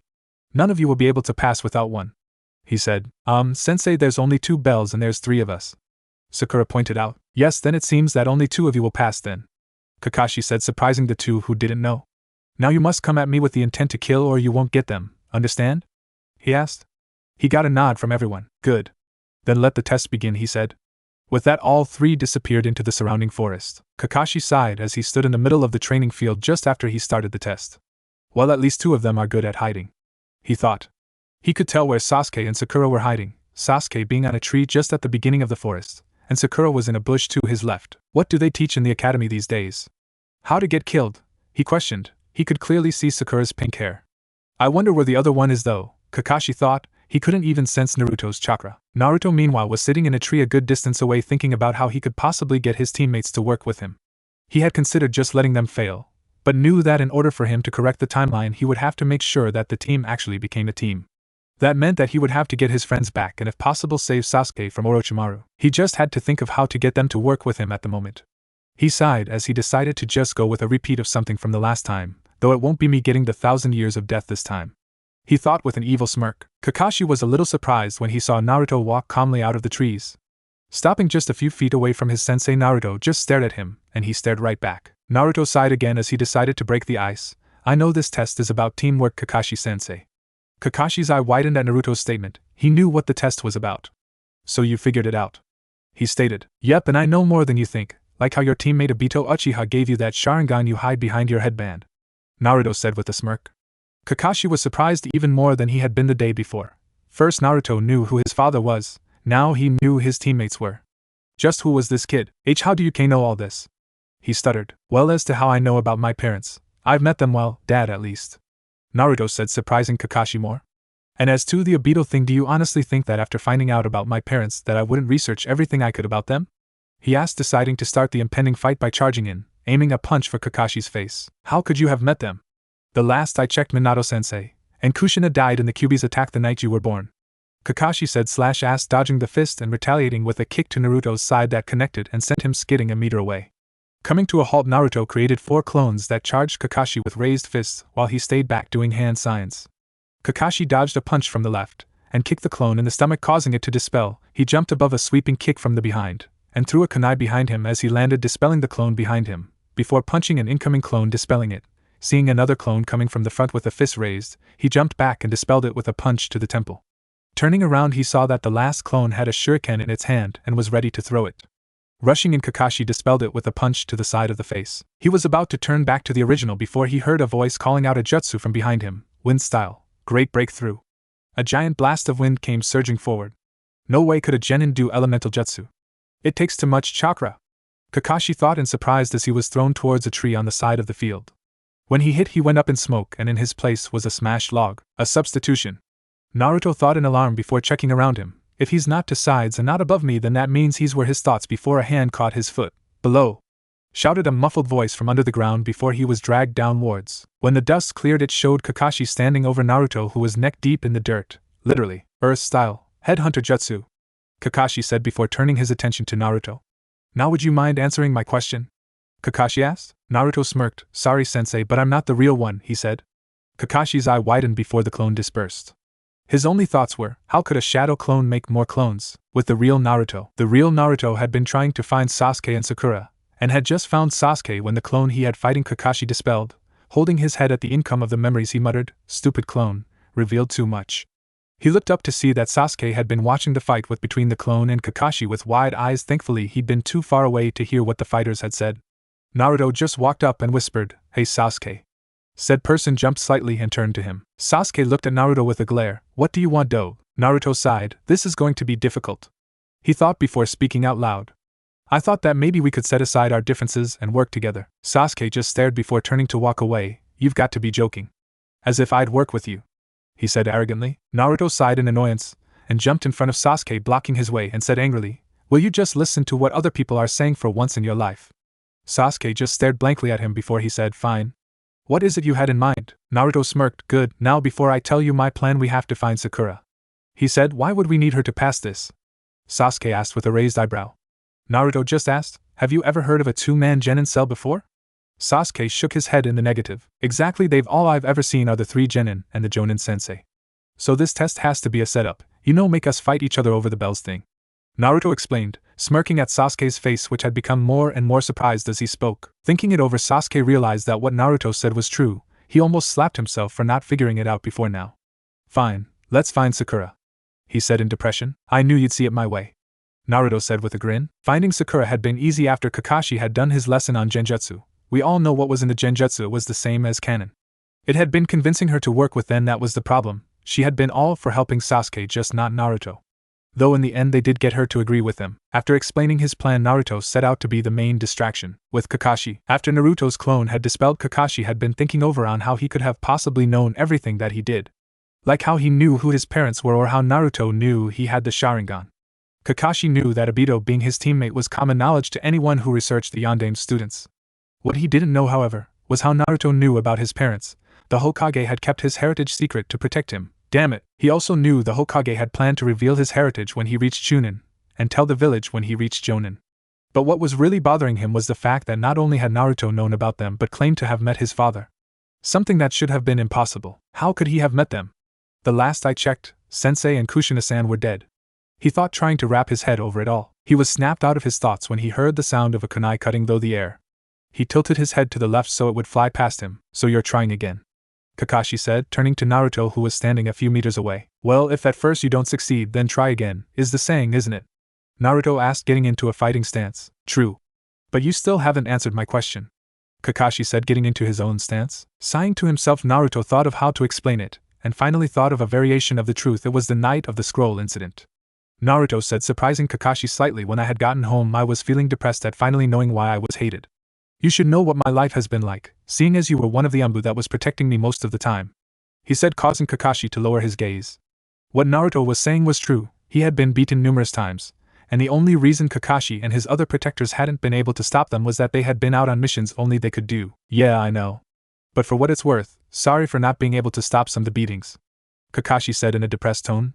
The ones that got through were during the times when I and the others that don't hate you were out on missions, he explained, causing Naruto to smile slightly. Yeah, I figured as much, Naruto said, but back the story, he said, causing Kakashi to prick his head up eagerly. I was so full of hatred that I went into the seal. Kakashi's eyes widened. I met the Kyuubi, and it, sorry Akane-chan, tempted me into removing the seal. Kakashi's eyes widened even further. I almost did, but Dad stopped me, he said in remembrance. Kakashi's eyes now held confusion instead of surprise. What do why you mean he stopped you? He asked in a disbelieving voice. Yeah, it surprised me too when I saw him, Naruto said with a smirk. But it turns out Dad had left the last of his and Mom's chakra in the seal in case it was ever close to breaking, he said, causing Kakashi to almost faint from shock. He told me who my mother was and the condition of how I'll meet her, But the most important thing that he told me was that he believes in me. Naruto said. One of the happiest grins Kakashi had ever seen adorned his face. Kakashi, while surprised, found himself chuckling. That is indeed what his sensei would do. So what was the condition for you to meet your mother? Kakashi asked. When I go to fight Kyuubi for its chakra. While he had been expecting many things, this was not one of them. Huh! Was all that came out of a shocked Kakashi's mouth. You heard me, sensei. Naruto said. How can he expect you to fight the Kyuubi? Kakashi asked. Honestly, I don't know, but he'll burn that bridge when I come to it. Naruto said, as if it didn't matter. Which in truth it didn't, because with Akane now out of the genjutsu, using her chakra was so much easier than it was before. Now that that's over with. Naruto sighed before cupping his hands around his mouth. He shouted, now guys. As he shouted, Kakashi realized that for the most part Naruto had used this as a distraction. When Naruto had given the signal, the area was immediately showered with kunai and shuriken. Kakashi dodged most and deflected the rest. Fire style, fireball jutsu. He heard Sasuke shout as he felt the heat on his back. He turned and saw a huge fireball bearing down on him. Oh come on! 2 genin that can use elemental jutsu? He thought as he barely dodged it. Wind style, great breakthrough. Naruto shouted from the opposite side of the fireball, letting loose a blast of wind that caused the fireball to not only grow but change directions, as he had put more chakra into his jutsu than Sasuke had his. This is why they don't teach this stuff in the academy. Kakashi thought, inwardly crying anime tears as he substituted with a log, only to have to jump back from a volley of shuriken from Sakura, who had been waiting in the tree line. But when he had jumped back, he found himself stepping on a thin line of ninja wire, causing yet another wave of kunai to come from the trees. Where'd they get all the kunai? He wondered. He dodged to the right, and immediately felt his legs being held down by something. Looking down, he saw that he was held down by a pair of hands coming out of the ground. That moment of distraction was all Naruto, Sasuke, and Sakura needed to rush in and tie him down with ninja wire. When he had been tied down, the hands that had been holding him dispelled in a poof of smoke. That little copycat, Kakashi thought with a sweat drop when he saw his own jutsu being used against him. Seeing that their sensei couldn't move, Sakura walked up to him and pulled the bells from where they had been tied to his belt. Well, it seems that you passed, Sakura. Now who are you going to give the other belt to? Kakashi asked. Looking between her two teammates, Sakura's inner personality was yelling at her to give it to Sasuke so they could be on the team alone, and to send Naruto back to the academy. She sighed before throwing the bells down and said, as much as I hate the prospect of being on a team with Naruto Baka, I say that it's either we all pass or none of us pass. Sakura's answer surprised Kakashi slightly, but he looked past her to see Naruto and Sasuke nodding signally that they agreed. Is that your final answer? He asked in a dark voice as thunderclouds gathered. All 3 nodded defiantly to say that they were sticking to their answer. Very well, then you all pass, he said as the clouds went away. Naruto merely smirked as the other 2 were shocked. Huh! Was all that would come from their mouths. Cue Kakashi's speech from canon. I'm just too lazy and tired to type it. Now meet up here at 9 so we can start our training and missions, Kakashi said. Though, Naruto, I would like to talk to you for a moment, Kakashi said to 2 of his students, surprised, before they walked off. They waited for a minute for them to walk a far enough distance so that they couldn't be heard. Okay, Kakashi-sensei, what is it that you needed me for? Naruto asked, though he had a feeling as to why. Kakashi sighed and asked, did you use all that for a distraction, or were you telling the truth? Naruto's smirk could be seen from space. It was both. Though I don't even know why I told you to begin with, he said, and honestly it was the truth. He didn't know why he did. Kakashi just looked at him for a moment before shaking his head. Thank you for telling me this. It means a lot to know that a part of Minato-sensei was able to meet and talk to his son, if only for a bit.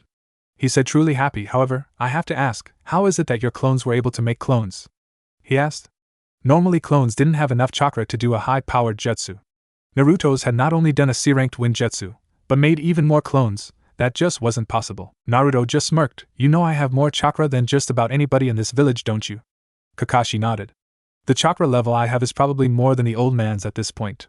But since the chakra is split evenly, if I don't make more than 3 clones, they themselves can make clones. Though the memories of those go to the clones that made them, he said a bit sheepishly at the end. Kakashi's eyes were almost popping out of his head by the end of Naruto's explanation. Snapping out of his shock, he heard Naruto ask something he wasn't expecting. Sensei, if I could ask you to keep the fact that I know about my parents a secret from the old man, could you? Naruto asked nervously. Kakashi thought it over a bit before he sighed again. I could do that, but how much do you know about your father? Do you know about his jutsus? He asked. Naruto thought about how much he should let Kakashi know.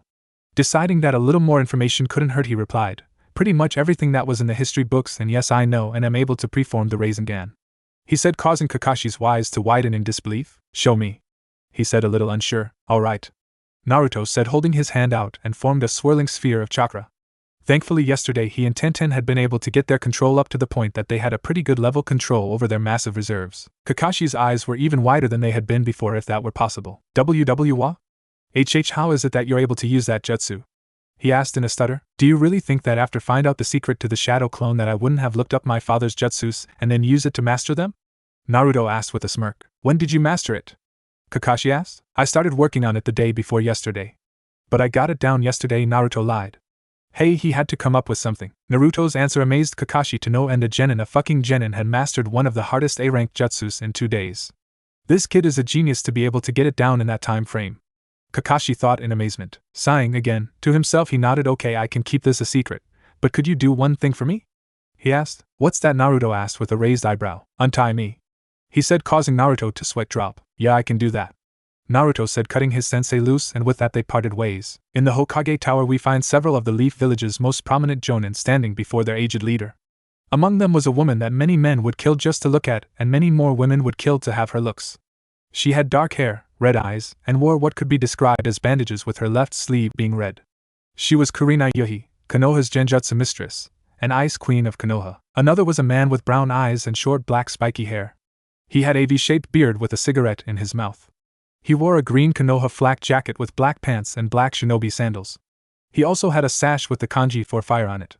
The man was known as Asuma Sarutobi, son of the third Hokage. They, along with all the other jonin, had one thing in common.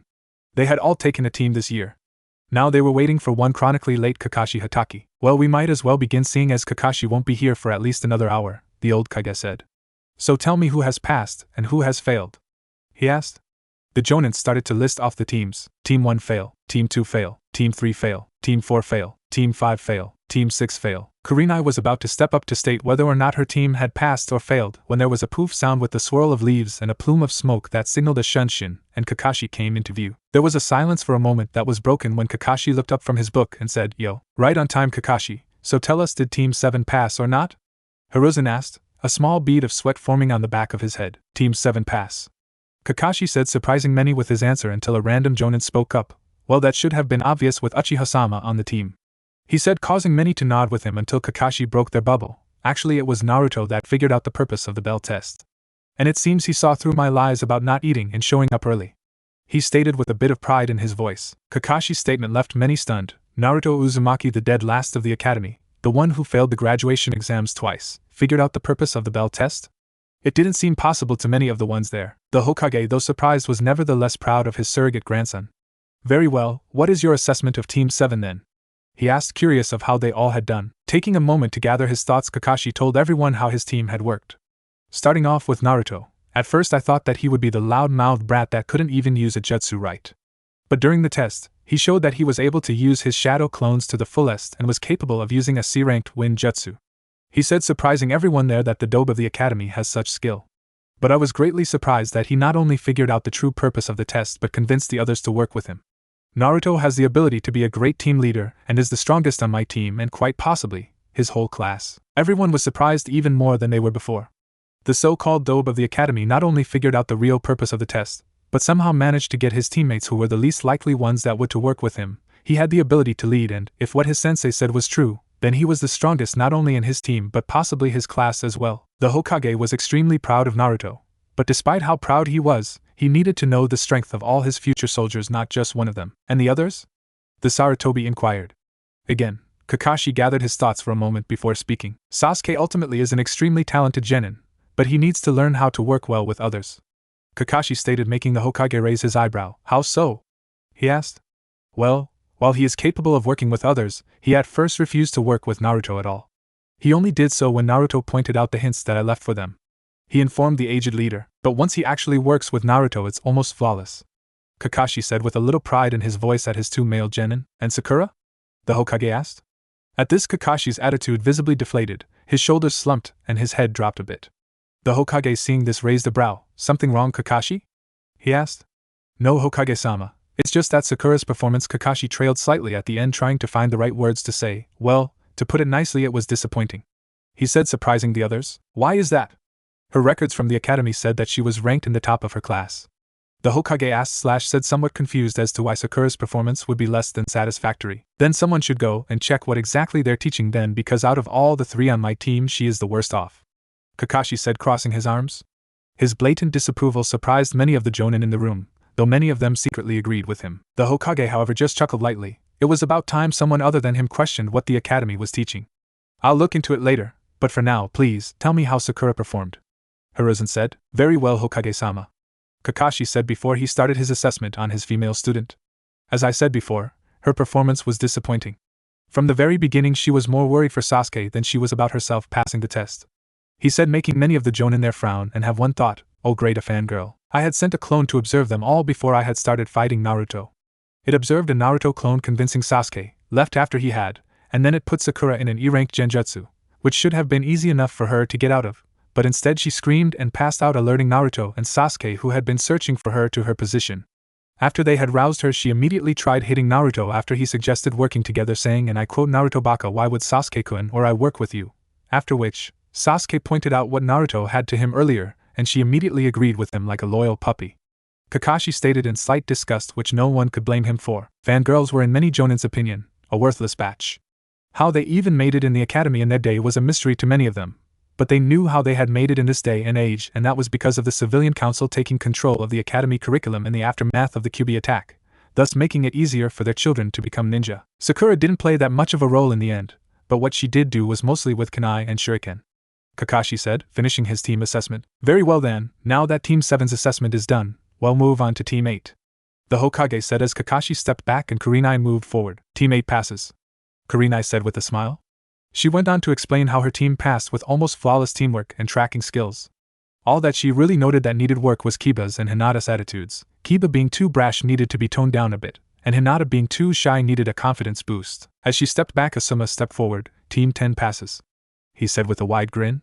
He explained how his team passed with excellent teamwork from years of working together when their families got together, and how they used basic Ino Shikucho formations. Alright then, teams 7, 8, and 10 pass and teams 1-6 fail.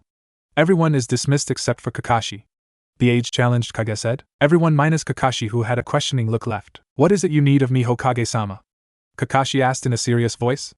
The Hokage sighed before he spoke. I have a feeling that there's more to Naruto's skills than you told everyone, he said. Kakashi was a little surprised before he sighed. Yeah, he's a lot more skilled than I led everyone to believe, but he has asked me to keep most of what he revealed to me a secret from everyone.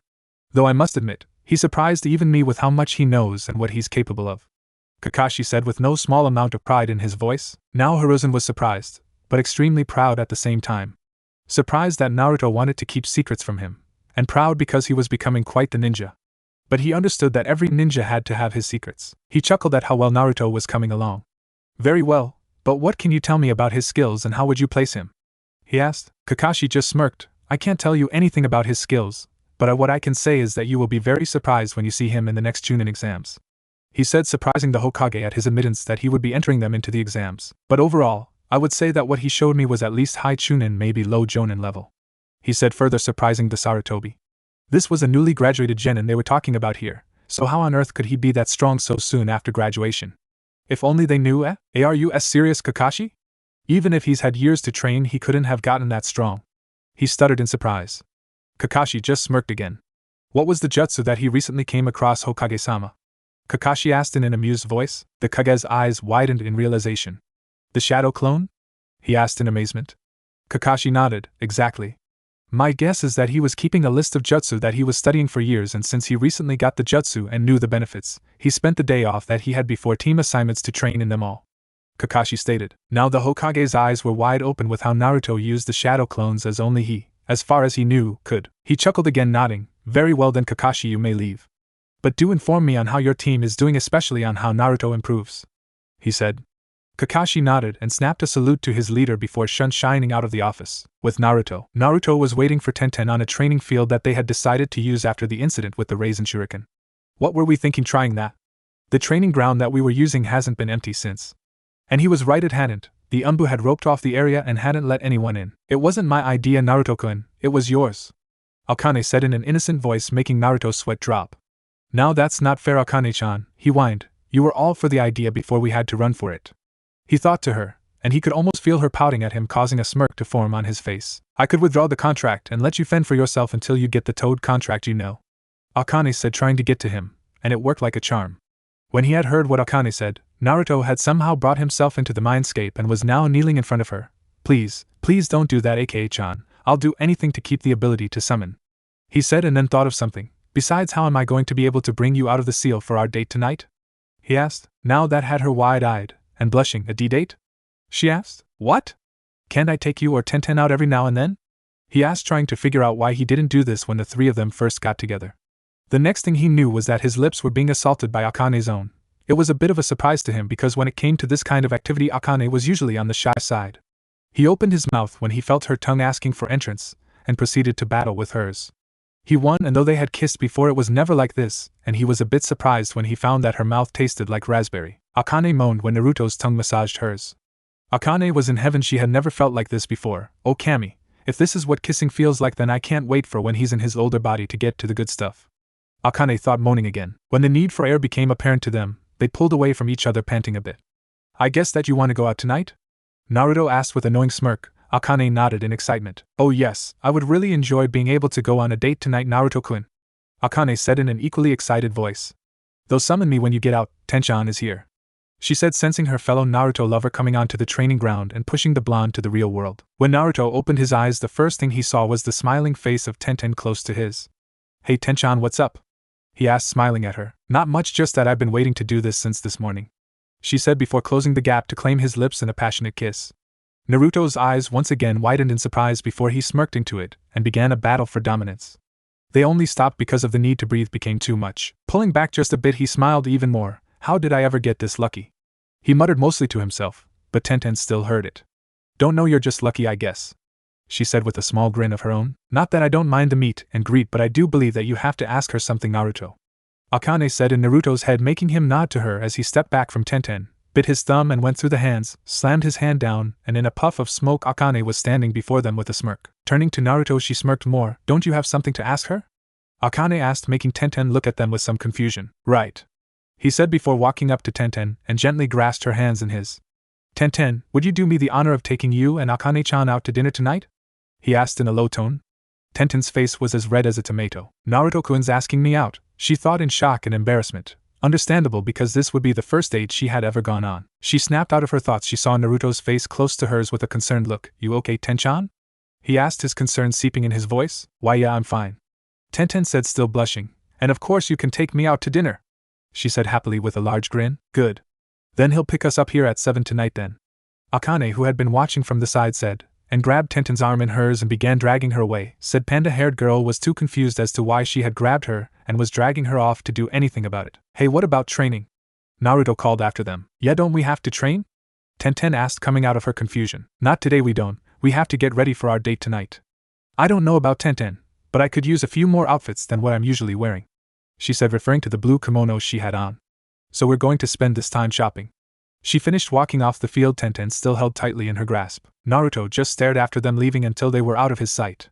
He sighed when he couldn't see them. Girls are weird, he said before heading out to get reservations and to shop for his own clothes. With Akane and Tenten an hour later, it had taken a while to get to the nearest clothing store from the training ground they had been at. Was it really a good idea to just leave him without letting him know where we're going? Tenten asked, looking over some of the clothes in her size that the store had to offer. Akane, who was inside the changing room trying on something that she had found, smirked. I figured that we could let him do his own shopping and to get reservations somewhere, she said, and then she poked her head out from behind the curtain. Though I think that we should go over who else is going to be with Naruto. Tenten, who had looked up when Akane had spoken, said, yeah, I've been thinking about that too, and I've got an idea on who else there should be. Oh? Do tell, Akane said with a raised brow. Well, you know that Naruto-kun saved Gaia from her own tailed beast, right? She asked, making Akane nod, and from the look that I saw her give him when we revived her, she might like him romantically, though we'd have to find a way to save her from the one-tails again, Tenten said with a thoughtful look at the end. Akane looked thoughtful as well before her look turned into a grin. I think I might know who else would like him, provided that we can introduce them when he goes on that mission to Takigakure, Hidden Waterfall Village, she said, making Tenten look at her in confusion. Who would that be? The only person Naruto knows from that village is Shibuki. So who could you be meaning? She asked, confused, making Akane's grin widen. Gaia isn't the only female Jinchuriki, she said, making Tenten eyes widen. Taki happens to have one of their own, and it just so happens that said Jinchuriki is female. Akane finished, causing Tenten to realize what she meant. So you're saying that we should get Taki's Jinchuriki together with Naruto-kun? Tenten asked curiously. Akane nodded before her head went back into the room. Yeah, and if what I've heard from Shichibi is right, she's had a similar time to what Naruto-kun's had to being a Jinchuriki. She stated in a low voice in the end. Tenten's head dipped in sadness, remembering what Naruto's life had been like. If someone else's had been like that, then she could see why Akane would want to get her with him. Her head shot up in realization when she thought back to what Akane said. What do you mean by what I've heard from Shichibi? She asked, confused. Her question made Akane blink for a moment before she realized what she meant. Oh, didn't I mention that we tailed beasts can communicate with each other? She said, popping her head out from behind the curtain again. She saw Tenten shake her head to the negative and she sighed. Yeah, I probably should have told you guys sooner. But since we were born from the same being, we have mental connections to each other and can communicate every now and then.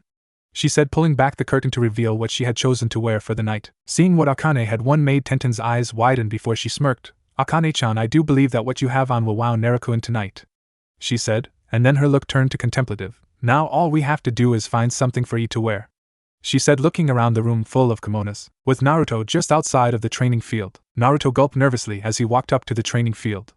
He was wearing a formal black kimono that had a design of a red nine-tailed fox sitting on the back with its tails spread out behind it. He had been worrying about how the girls would react to what he had planned for the night. He just hoped that they liked it. But his thoughts were cut off when he spotted the two waiting for him, and his eyes widened when he saw what they had on, and all he could say was, beautiful. Tenten was wearing a purple kimono that had flower petals on it.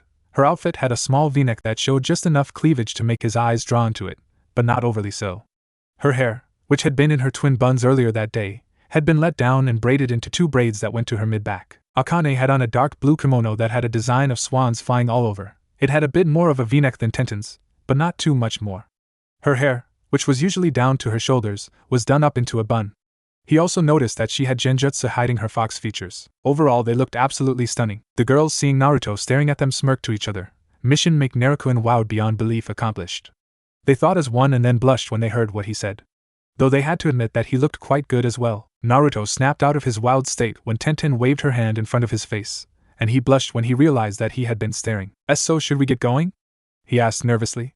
The girls looked at each other and nodded. Yes, Akane said with a happy smile on her face.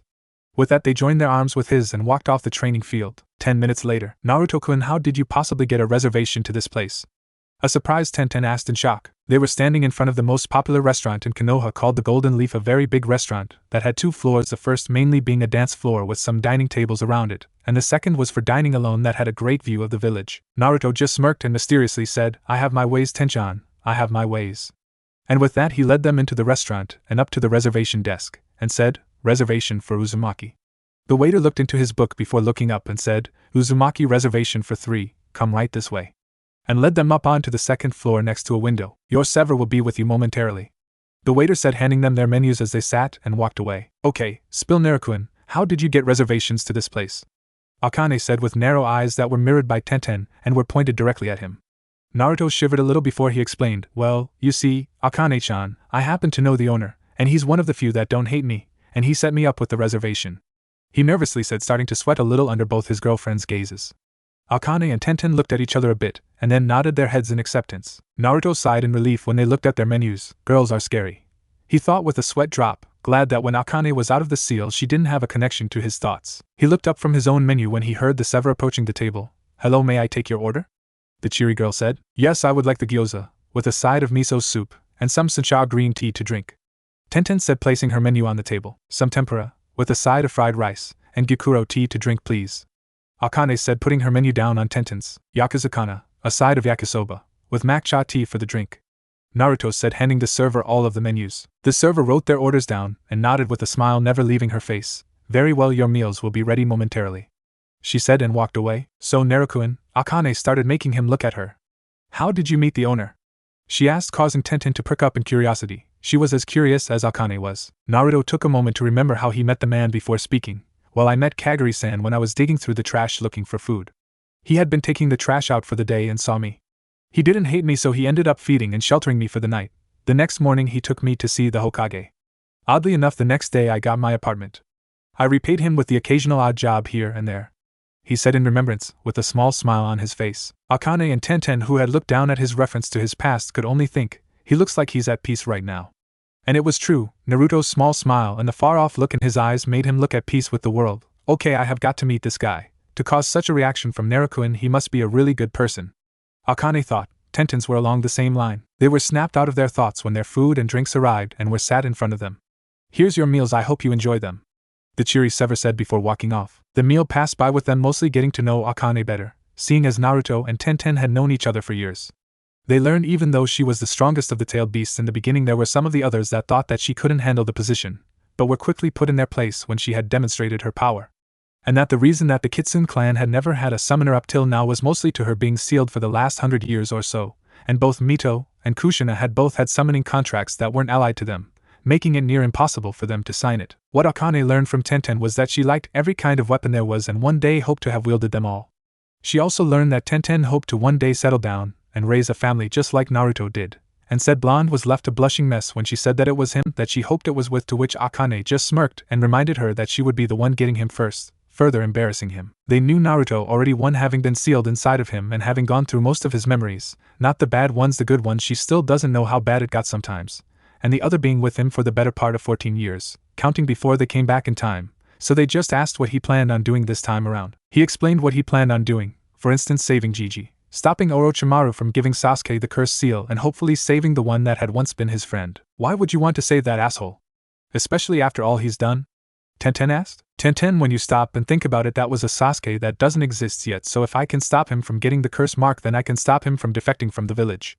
Naruto explained with a sigh at the beginning.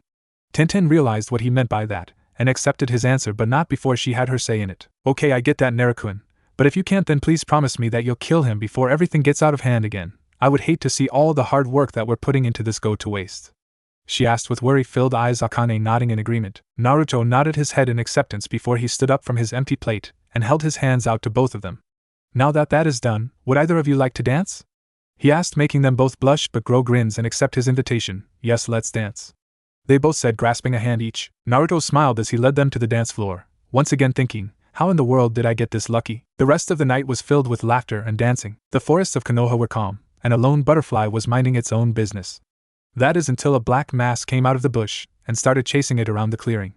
Little did the creature know, but it was being watched by 3 genin and 1 jonin, the genin there to capture it and the jonin to just watch the show. The sound of static was heard before a lazy-sounding voice came through the radio. Report on your positions around target. It commanded. This is Raven, I'm in the bush to the right. A voice replied. Cherry Blossoms, I'm behind the tree from the back. A feminine voice sounded. Fox here, in the tree on the left. Another one said, all right, proceed with the mission. With the signal to go, the 3 genin jumped into the clearing and headed for the momentarily stunned black mass that was now revealed to be a cat with a ribbon tied to its right ear. When the cat realized what was going on, it immediately jumped onto the nearest one of the now revealed 3 genin of Team 7, which just so happened to be Sasuke, and started to claw his face off. Ah! Get this damn cat off me! The surprised genin shouted, flailing around in pain. When Naruto saw this, he almost started laughing at the hilarity. The last time he took this mission, he had been the one to be scratched to hell. In his mind, however, Akane was laughing her ass off. Ha ha ha. Now this is what I call entertainment. When Sakura saw Sasuke in his current state of being mauled, she screeched, you dumb cat, get off my Sasuke Kyuubi. Seriously, I felt myself losing years off my life writing that, and jumped the cat from hell just as he jumped off Sasuke to meet her in mid-air. And with that, a dust cloud that had fists, legs, paws, and the occasional tuft of hair or fur coming out of it formed, making Naruto, Akane, Sasuke, who was still on the ground covered in scratches, and the distantly watching Kakashi's sweat drop, all the while thinking one same thought. This is why one is to avoid getting fangirls. They're just too damn crazy. Naruto, seeing the condition that Sasuke was in, went over to help him up. You alright? He asked, holding out his hand for the Uchiha to take. Sasuke just looked at his hand for a moment before taking it. Yeah, I'm alright. Just wish that we could have been teamed up with someone else other than her. He said, pointing to the cloud. That loud hisses and shouts could now be heard from inside, making Naruto nod, releasing a sigh in depression. I know what you mean. Out of all the people to have on our team, it had to be a rabid fangirl. He said, making Sasuke release a depressed sigh of his own. Though I do have an idea. Naruto started, making Sasuke look at him in curiosity. We could put these 2 into the underground fighting competitions. I bet we could make a killing. He said with a thoughtful expression that was mirrored by Sasuke, before they took one look at each other and burst out laughing. Over the last month since Naruto had come back in time, he had managed to get Sasuke to open up more than he had in the year that they had been a team the first time around, and he could honestly say that he had his brother and everything but blood back. Though unknown to Naruto and known to Akane and proxy Tenten from the times that they got together and sent Naruto away so they could have some girl time, aka to plan on who else was going to be in his harem, Akane had sent someone following them since the incident with the Raisin Shuriken, and the two of them had sent shadow clones to investigate whoever it was, and had been surprised that it had been a purple-haired, trench coat wearing Ice Queen. And from the smell that Akane got, she was heavily aroused whenever Naruto took off his shirt the few times the three of them got to train together in secret. The two female time travelers could tell that they would do good together due to them both having similar pasts, but the stalking part was getting annoying, and they wondered why Naruto hadn't picked up on it yet. So they decided that they'd wait till the time was right to confront her about why she was stalking them. But back to the story, calming down from his laughter, Naruto looked to Sasuke and asked, should we help her, or leave her be? Sasuke, also calming down, looked at the cloud that had now started to move towards them, and was a little too close for comfort. I don't think we have a choice, was all that he managed to say before they were both sucked into it and more fists, legs and hair were flying around the cloud, with curses being thrown around every so often. Kakashi, who had been marveling at the fact that his two male genin had been getting along the last month or so, sweat dropped when they were sucked into the cloud of violence, and jumped down to stop them from being hurt any further than they had been, coughing into his hand to gather the three genins and the cat's attention.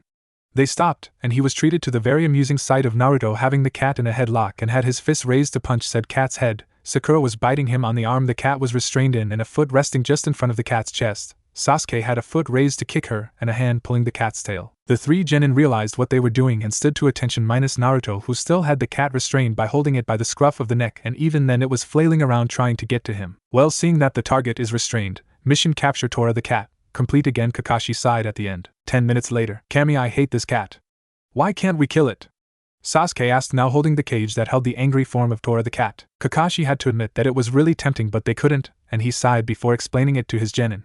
Because Sasuke, that cat is the pet of the Fire Lord's wife, and seeing as the Fire Lord sends missions to Konoha, we can't kill it for fear of losing his favor even if it is tempting. He whispered the last part and shivered when he remembered his time as a genin with this mission. Bad memories. Naruto, having heard this before, just tuned it out and started talking to Akane. So Akane, why did you have me summon you and then run off without telling me anything? He asked, still confused as to why she acted that way a few days back. I had just realized that I was late meeting Tenchan for some girl time is all, she said, sheepishly rubbing the back of her head, not that he could see it. Naruto sighed but accepted it nonetheless, seeing as it would probably be the best that he would get out of her. Okay, but something's been bothering me, he thought, causing Akane to raise an eyebrow. What? Just that the three of us haven't been able to train together all that much since the team placements. And just how are we going to be able to train in secret again with training ground 45 still closed off?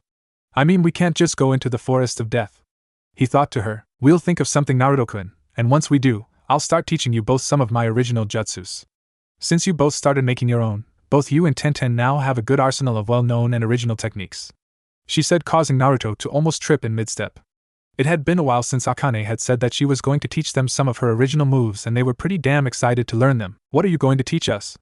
Is it really cool? He asked excitedly, causing Akane to giggle into her hand. You'll see, Naruto-kun, but you're at the mission assignment room, she informed him, causing Naruto to jerk his head up to see that they were indeed just outside the room where they got missions. He sighed again, causing his teammates to look at him weirdly. You okay, Naruto? You look like you zoned out for a while, Kakashi asked, somewhat worried for his sensei's son. Naruto just nodded and rubbed the back of his head, looking sheepish. Yeah, I'm fine, sensei. Just been thinking on a few techniques I'm trying to improve, and I guess that I just got lost in my thoughts, he said, causing Kakashi to nod and go back to his book, Sasuke to raise a brow, and Sakura to humph and look away. Kakashi, even though he nodded, couldn't help but wonder what the techniques Naruto wanted to improve were. His eyes widened in disbelief when he thought of something. Could that technique that looked like a shuriken have been him? Sensei had wanted to complete the Rasengan, but couldn't find a way of adding his affinity to it. If that was Naruto, then he should be at Jonin level in skill and nature manipulation, seeing as it was obviously made of wind. I'll have to check these guys' affinities later, so for now it's just speculation, he thought, keeping his eyes on Naruto, who had stepped in front of him to open the door to the mission room. Naruto hesitated slightly when he went to open the door. This is it. Time to face Gigi. I hope I can act up in front of him, he thought nervously. He opened the door, and immediately felt his eyes burn with tears upon seeing the man who had been like a grandfather to him sitting behind his desk. Naruto quickly composed himself as he stepped into the room and stood beside the rest of the team. Kakashi, who had seen the way Naruto and briefly froze as he walked into the room and filed it away for later, walked up to stand next to his team. Mission: capture Tora the cat. Complete, Hokage-sama, he said lazily while his nose was buried in his book. The old Kage sighed at Kakashi's lazy posture, but smiled at seeing his surrogate grandson and his new look. It seems that he's taking things seriously now.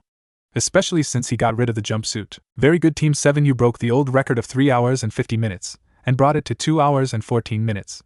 Now Irika, he said first to the team, and then addressed the scared Chunin beside him who snapped to attention. Would you mind informing the client that her cat has been found again? He said, and like Kakashi whispered at the end, causing everyone in the room to sweat drop. Really, just how long has this cat lived? Was the general thought everyone in the room, as even the Hokage had bad memories of the capture Tora mission. Yes, Hokage-sama, Irika said. He got up and headed out of the room to inform the Fire Lord's wife, and almost the instant that he left there was a loud yell of, Tora! And the door to the room was almost knocked off the hinges as a fat large woman came running into the room, snatched the cage off the table where Sasuke had set it, grabbed Tora and hugged/crushed the yowling cat into her bosom.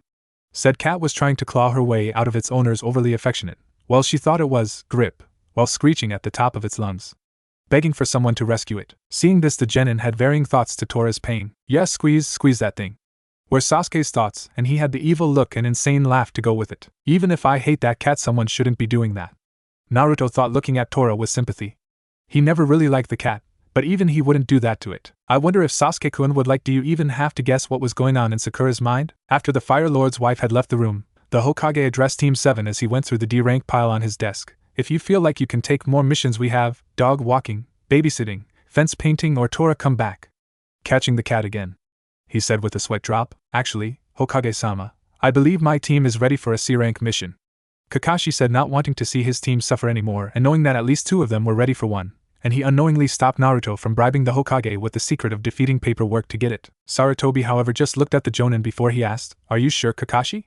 I know that your team has taken the required number of D-ranks, but they did graduate just under a month ago. Yes, Hokage-sama, I believe that they are ready to have a low C rank at the very least, he said. Sarutobi looked over at the team that was gathered on the side of the room. Naruto and Sasuke were talking quietly in the corner, and Sakura was staring at Sasuke. Well, at least 2 of them look ready for it. Sakura, however, doesn't, he thought before nodding his head. Alright, I'll allow it, but I wish to have a word with you later, he said, and Kakashi nodded in understanding. Irika's questioning the decision to send Team 7. Sarutobi turned to Irika again and asked, Could you send Tazuna in? Irika nodded and left the room and came back a moment later with an old man that smelled heavily of alcohol. Said man looked at the now standing to attention team and snorted, I asked for a team to protect me, not for a bunch of kids.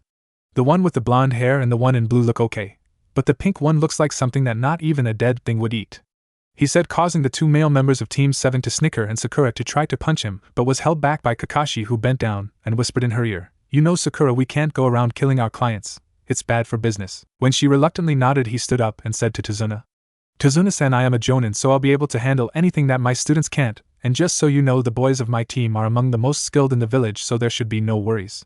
With Kakashi's reassurance, Tazuna nodded in acceptance. Very well, we'll leave in the morning, meet at the North Gate at 8 a.m. sharp, Kakashi said, both to his team and Tazuna, waving them out the door. I'll see you guys later, I've got someone to meet, Naruto said, but before he could leave he was stopped by Sasuke, who had his hand on his shoulder. Hold up, Naruto, he said. The blonde looked at him curiously. You're always saying you've got someone to meet after training, but we don't even know who this person is, Sasuke said, causing Naruto to realize what he wanted. And you want to meet her, don't you? He asked, and Sasuke nodded. Naruto sighed before grabbing him by the arm and shining away from a confused Sakura. Back in the Hokage's office, Sarutobi, after making sure that the genin were gone, put up a silencing seal before he spoke. Care to explain why you would request a C rank when there is clearly a genin on your team that is not ready for one? His question made Kakashi sigh. I'm hoping that if she sees what the real world is like, she might start to take being a shinobi seriously. Because if she doesn't, then I'm seriously thinking of dropping her from my team, or if not, then having Guy train her for a month, he explained. Sarutobi's eyes widened when he heard Kakashi's alternative. He wouldn't send even his most hated enemy to train with Might Guy for a full month. Kakashi, don't you think that Guy's training would be a bit much for her to take? The aged Kage asked nervously. Kakashi just shook his head in the negative. If it would help get the point that this is not a game across, then no, he said before his head dropped in depression. Honestly, Hokage-sama, I've tried everything I can think of to get her out of her fangirl phase, but nothing's worked, he said in a depressed tone that had the old Kage's sympathy going out to him. I can understand that, Kakashi, so how about a compromise? He said, making Kakashi's head snap up to look at him. What I'm offering is to send a Tokubetsu Jonin with you to help out in case things don't go as planned, he said. Kakashi thought it over. On the upside, he would get to have an extra person to help with the genin of his team, and possibly with any missing name that came along, slim as it would be. Oh, if only he knew. But on the downside, he would have someone else to watch out for if things get tough. Seeing as the pros outweighed the cons, he nodded to the old leader in acceptance. Very well then, Anko Mitarashi will meet you at the gate tomorrow at 8. The Hokage said, making Kakashi's eyes widen at the name. He didn't really dislike her, but he had heard of her tendencies both during and after missions and would rather have had someone else on the mission with them. Are you sure about sending Anko of all people, Hokage-sama? Kakashi shakily asked. The aged leader chuckled. Yes, Kakashi, I am very sure. Not only can she help get Sakura out of her fangirl stage, but it seems that she has taken a particular interest in one of your students. Namely Naruto, he said with a perverted giggle at the end. Kakashi's eyes widened even farther than before with the information that he had been given. I don't know whether I should be jealous or scared for his chastity, Kakashi said, and the old Kage nodded his head in agreement before he sent an Umbu to inform Anko that she would be joining them on this mission. 5 minutes before, with Naruto and Sasuke arriving 2 blocks away from where they had originally been, Naruto let go of a now dazed Sasuke who was holding his head and looked like he was going to vomit. Naruto chuckled when he saw his friend's current state. It'll clear up in a minute, he said. When it had Sasuke looked a little ticked off. You could have warned me you were going to do that, he said, annoyed, causing Naruto to chuckle again. Yeah, but where's the fun in that? He asked, causing Sasuke to roll his eyes in annoyance before he looked around to see where they were. So where's this friend of yours that you said you were meeting? He asked with a raised brow. Naruto grinned a bit, started walking. Oh, we're not meeting her here. I just wanted to get away from Sakura. His statement caused Sasuke to sigh but nod his head before he realized something. You said that the person you were meeting was a girl. So does that mean that you've got a girlfriend? He asked with a teasing grin. Naruto didn't say anything and continued walking. At Naruto's silence, Sasuke's eyes widened in disbelief. No way. You actually have a girlfriend? He asked in equal disbelief. Naruto sighed in defeat and turned his head towards him. Yeah, I do. And if you don't mind, we're trying to keep it secret until after the Chunin exams this year, so please don't go blabbing it. Sasuke nodded his head in acceptance. He could understand the importance of keeping something secret. That, and the glare that was being leveled at him, was a good incentive, as it promised a good deal of pain if he didn't keep this to himself. I can do that, he said, as they arrived on a training field to see Tenten waiting for them. The next morning, just before 8, Anko Mitarashi was standing in front of the north gate of Konoha. Normally she wouldn't be caught dead doing anything lower than a B rank, but this time she was almost too happy to accept. The reason being was that she would finally get some answers from a certain blonde-haired genin. Those being: 1, how was he so powerful? And 2, how was he able to pull off a jutsu that was so powerful it was felt, heard, and seen throughout the village? She could remember what it was that she had witnessed to bring up these questions. Flashback. That was some good dango, Anko said as she walked back to the forest of death from her lunch. She was just about to turn towards said forest when she heard a distant shout of summoning jutsu, and she decided to investigate just who was training so close to her forest. What she saw was 2 teens and a woman with red hair. She could recognize the 2 teens easily enough due to one of them being the Jinchuriki of the village, and having seen the other helping out around the weapons shop she frequented. What she saw looked like the blonde and the woman were trying to convince the girl to sign a summoning contract of some kind. That's odd, there aren't that many summoning contracts around. I wonder what one it is, Anko thought, focusing on the conversation a bit more, and what she heard surprised her. There's a Fox clan? And not only that, but the other person here is the Kyuubi. Just how did it get free? And just what the hell is Sage Mode? She wondered in a mixture of puzzlement and worry. She watched as they convinced the panda-haired girl to sign it, and then proceeded to show her a strange sequence of hand seals. Those aren't the hand signs for the jutsu. So what are they trying to pull? She asked herself. To her amazement, when the girl tried the jutsu with the different hand signs, it worked. And what the girl summoned was even more of a shock to her. A F-fox? She thought in alarm. When the small fox referred to the redhead as Kyuubi-sama, she was even more alarmed as her suspicions were confirmed. I have to warn Hokage-sama, she thought, turning to leave before she heard what they said about trying out Sage Mode and a jutsu that she had never heard of before, causing Anko's curiosity to get the better of her. What's the Raisin Shuriken? She wondered to herself as she observed the blonde sit to meditate. Okay, why is he just? Her thoughts trailed off when she saw the blonde's appearance change from what it normally would be to being more feral. Okay, now that's hot, Anko thought as she found herself blushing a bit at his appearance. When he stood and said that he would try this Raisin Shuriken thing, she got really excited. She however raised a brow when he summoned up a couple of shadow clowns and held out his hand to them, and they started to wave their own over it. That is, until she saw the jutsu taking shape and letting out a loud bell-like screech. All that Anko could do was stare in amazement at what she was currently seeing, and the advents that followed. Needless to say, she didn't get to tell the Hokage of her discovery. Flashback end. The entire month since then she had been following the 3 around whenever she could, and found that all 3 were dating. She didn't know why, but for some reason the thought made her somewhat jealous. She also discovered that the Kyuubi, or Akane as she liked to be called, could be summoned by the 2 teens at any time, that both of them had 4 affinities, and that they both had enough chakra to make hundreds of shadow clones at a time. And for some strange reason, whenever Naruto took off his shirt when he got too sweaty, she found herself getting hot under the collar. not that she could complain seeing as he was well on his way to becoming a well but not overly so muscled young man. She had often found herself drifting off in those instances thinking about what it would be like to be held in those strong arms of his and feel those chest muscles of his on her. Damn it girl, you're off track. Focus, she thought with a blush as her previous thoughts were heading straight for the gutter, and wiped a bit of drool from her chin. Enko still hadn't gone to the Hokage about what she saw that day and didn't know why. She just felt that they were hiding their strength for a reason and left it at that. She sighed in frustration and looked up to see the object of her frustration approaching the gate, studying a scroll with a thoughtful expression on his face. With Naruto current time. Okay, so if I add this there and move that over here it should be able to work, right? Naruto thought to his tenant/girlfriend looking at a seal that he had designed. The purpose of the seal was to make a shadow clone transfer muscle memory instead of knowledge when it dispelled 1. The only problem was that Akane, who had a very good knowledge of seals, had pointed out that what he had designed would make numerous copies of a shadow clone's knowledge and overload his brain. The good thing was that he had gotten most of it right, just not the part that would transfer the memory to his muscles. Naruto, never being one to let an opportunity go to waste, had another idea for the seal he had made, too, but at the moment he was working on getting it right so he could use it without endangering himself. Or Tenten. Not quiet, Naruto-kun, see the symbol next to the kanji there? She asked, referring to an area just next to the main portion of the seal. Yeah, what about it? Naruto asked, making her roll her eyes. You need to move that over to the center of the seal and replace it with that one there, she said, producing an image of what to do and sending it to his mind's eye. Naruto's eyes widened when he received the image Akane sent him. Now I get it, Akane-chan. So when I move it there, adjust this, and move that there, done, he shouted, the end causing Akane to smirk somewhat but rub her ringing ears. Naruto looked up when he arrived at the gate to see that he wasn't the only one there, and that the only one to have scared him but made him wish for more of it was the one standing there, looking at him with a mixture of curiosity and hunger. He shivered when he remembered the last time he had run into her. It was both a frightening and somehow pleasant experience that he would rather not talk about. He yelped when he suddenly found himself lifted into the air by his collar and held directly into her face. What's going on? He asked nervously. I have questions for you, Gaki, and you will answer them. Understand? It was more of a demand than a question, but was said in a threatening voice that left no room for argument. Naruto nodded his head faster than one could say ramen to show that he was listening. Enko was just about to open her mouth to ask what she wanted when a lazy voice interrupted.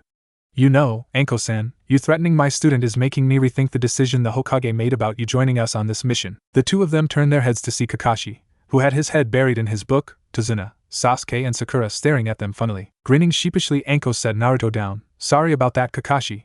I just had a question to ask and wanted to make sure he answered it, she said, scratching her cheek. Her response made everyone present sweat drop and think, and you had to threaten him/me? It was at this moment that Naruto realized something. Kakashi said, Kakashi-sensei, what do you mean that she's going with us? He asked. Inwardly he was panicking. How did this happen? This didn't happen last time. Oblivious to his students' thoughts, Kakashi replied as he led them all out of the gate. Well, the Hokage thought that it would be better to have some backup on this mission in case things got though, he said, and did not fail to notice the flinch that Tazuna made as he finished. Enko, who hadn't failed to notice it, just shrugged her shoulders and said in a bored voice, It's not like I could turn it down seeing as it was a direct order from Hokage-sama. While she said this, she directed a look at the blonde genin that clearly said, We're not done here, making said blonde shiver and Akane to growl to herself, thinking, Sorry Tenchan, but if this goes on for much longer I'm going to have to confront her on my own. 1 hour later. The last hour had passed fairly quickly for the group of 6. Sakura had spent it either looking at Sasuke or asking questions about Wave and its military. Sasuke had listened to the answers since he was also curious, and trying not to kill a certain Pinkette. The two adult shinobi had spent it answering their questions and being on the lookout for bandits, while Tazuna had been gulping down bottle after bottle of sake. And Naruto had spent it going over what had happened the last time around and how to deal with the demon brothers he knew were coming and how to possibly save Zabuza and Haku. He looked up just as they came to the road that the demon brothers were going to ambush them and saw the puddle just a ways ahead. Okay, this is it. Keep calm and keep focused, he thought as he discreetly signaled to Sasuke and the two jonin that there was something amiss. Sasuke showed no signs of reaction other than nodding ever so slightly at him. The jonin just kept their eyes forward and nodded with Sasuke as they already knew, having sensed it as soon as they turned on the path. Good detection skills, though given the performance he gave on the bell test it should have been expected, Kakashi thought. The training this Gaki does with his little girlfriends is paying off. Enko thought with a growl at the girlfriend's thought, even though she didn't know why. I guess I could test out one of the new jutsu we've made, aka-chan? Naruto thought with an inward smirk. I think it's about time to finally see what some of them can do in a real battle, so yes you should, she replied with a smirk of her own. As they went past it, two people dressed in dark cloaks and had metal claws on their hands that were connected by a long chain came out and wrapped said chain around the two jonin of the group and pulled, seemingly tearing them apart. Kakashi-sensei, Sakura yelled in surprise. 2 down, 1 brother, Meizu said. 4 to go, the other Goza said as they turned to the 3 genin who had formed a protective formation around Tazuna and charged at them with their claws raised to strike. Sasuke and Naruto reacted simultaneously. Sasuke threw a kunai that caught the chain linking the brothers together and impacted a tree. Naruto was produced a shadow clone and they both charged at one of the brothers, taking advantage of their surprised states. The brothers reacted by disconnecting the chain so they could fight separately, and met the clone and original head-on. The original's fight. The real Naruto's fight was with Meizu. When they met, he threw a punch aimed for the rogue's face, which was promptly dodged and matched with a swipe from the claws. Naruto jumped back and started a string of hand signs and called out, "Fire style, fireball jutsu," and sent a large ball of fire towards Meizu, who was going to jump to the side to dodge but instead jumped into a punch from a clone that Naruto had made and sent just before he made the fireball. "Damn brat," he muttered as he rubbed his chest where it had impacted, causing the now 2 blondes to grin cheekily at him. Now recovered, he did his own hand signs, causing the now charging Naruto's to stop when he called out his jutsu, water style, water wall, and sent forth a giant wall of water at the now somewhat shocked Naruto. Okay, this defiantly didn't happen last time, he thought as he and the clone went through their own signs, wind style, pushing force.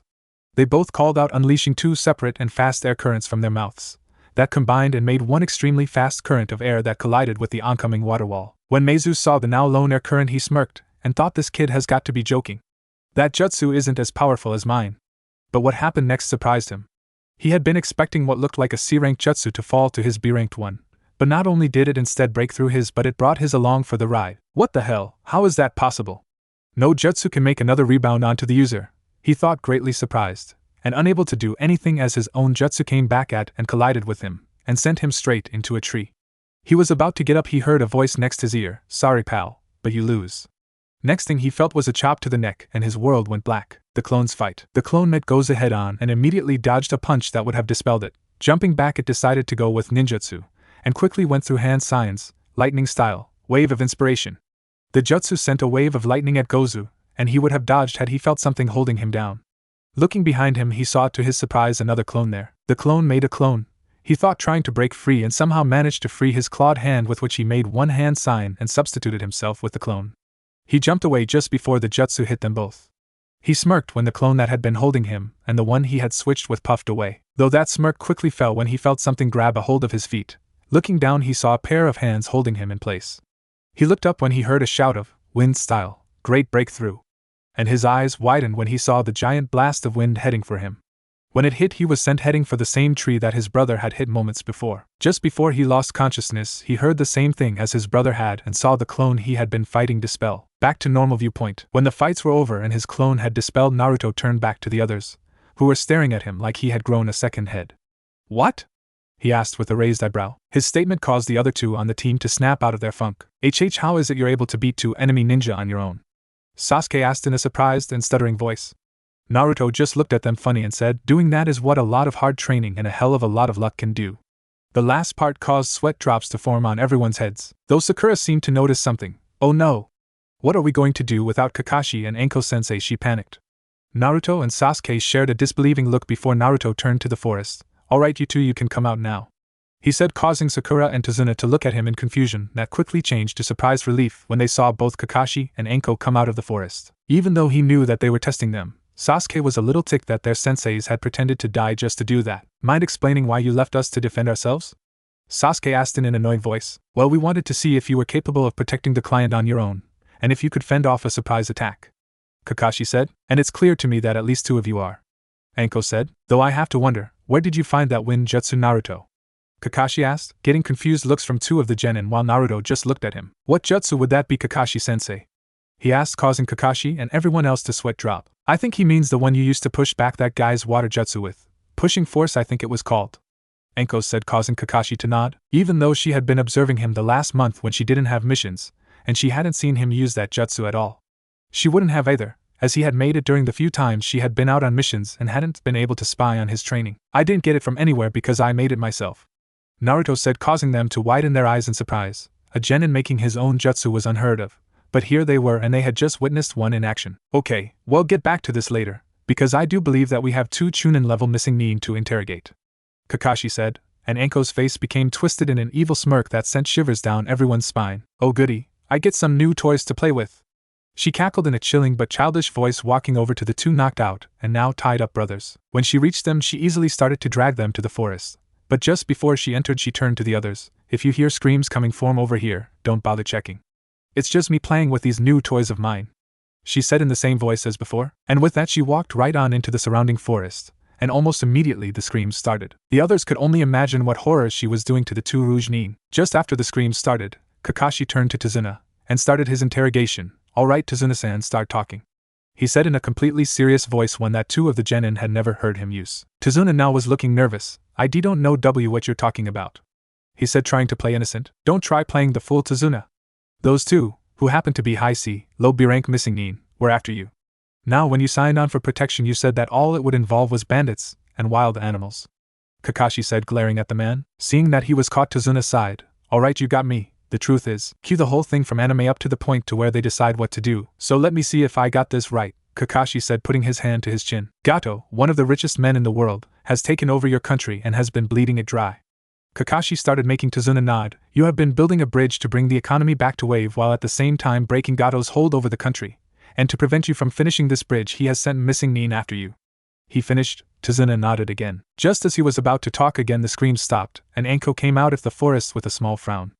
Seeing the rest of the group looking over to her she just sighed before she explained her findings. Well, as you've probably guessed, they were hired by Gato to go after the old man, she said, causing Kakashi to nod and Tazuna to look offended by the old man comment. But, she continued, they were working with someone else, she said. Kakashi raised a brow. They're working with Zabuza Momochi and his apprentice, she finished with a frown, and getting wide eyes from the resident sensei of the team. Who's Zabuza Momochi? Sasuke asked, curious as to whom they were up against. His question brought him the attention of the two jonin. Kakashi sighed as he looked to his team. Zabuza Momochi is an A-ranked missing Nin from Kirigakure, he said, making the team's eyes widen, Naruto including, as he had to keep up appearances. Now what are we going to do? Anko asked Kakashi, as technically she couldn't do or say anything on the mission as she wasn't the one in charge. Personally she would like to go and take this Gato person out, especially if what she had heard from the demon brothers about him and his methods were true. Kakashi thought it over for a minute before he tuned to the genin. I think we should let them decide, he said, making Naruto and Sasuke smirk, Sakura to look worried, and Anko to look at him questionably. Are you sure that is a wise thing to do, Kakashi? Anko asked. She may be a sadist but she still had morals, and one of those happened to be to not put children, genin or not, into danger. Actually it is, he said, causing her to raise an eyebrow at him in question. While it is true that they are still green genin, they have to start making decisions on their own as well, in case they are ever chosen to lead a mission in the future, he stated, getting another raised brow from Anko, but she nodded in acceptance nonetheless. Now, Kakashi said, turning to the team, what do you all think we should do? Naruto looked to Sasuke when asked this, and they both knew what the other was thinking. One way or another they would help the people of Wave. Turning back to his sensei, Naruto spoke up first. Well, I'm defiantly saying that we go for it, because I don't know about you two, he said, referring to the jonin, but I can't stand people who can do things like that to others, just for their own sick pleasure. He finished. Tazuna looked gratefully at him. Kakashi turned his head to the other male on his team to see his opinion. I'm with Naruto on this one, Sasuke said.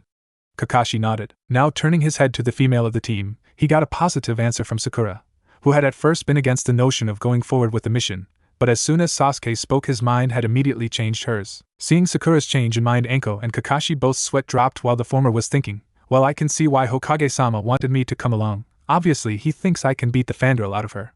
Oh, goody, I love breaking them.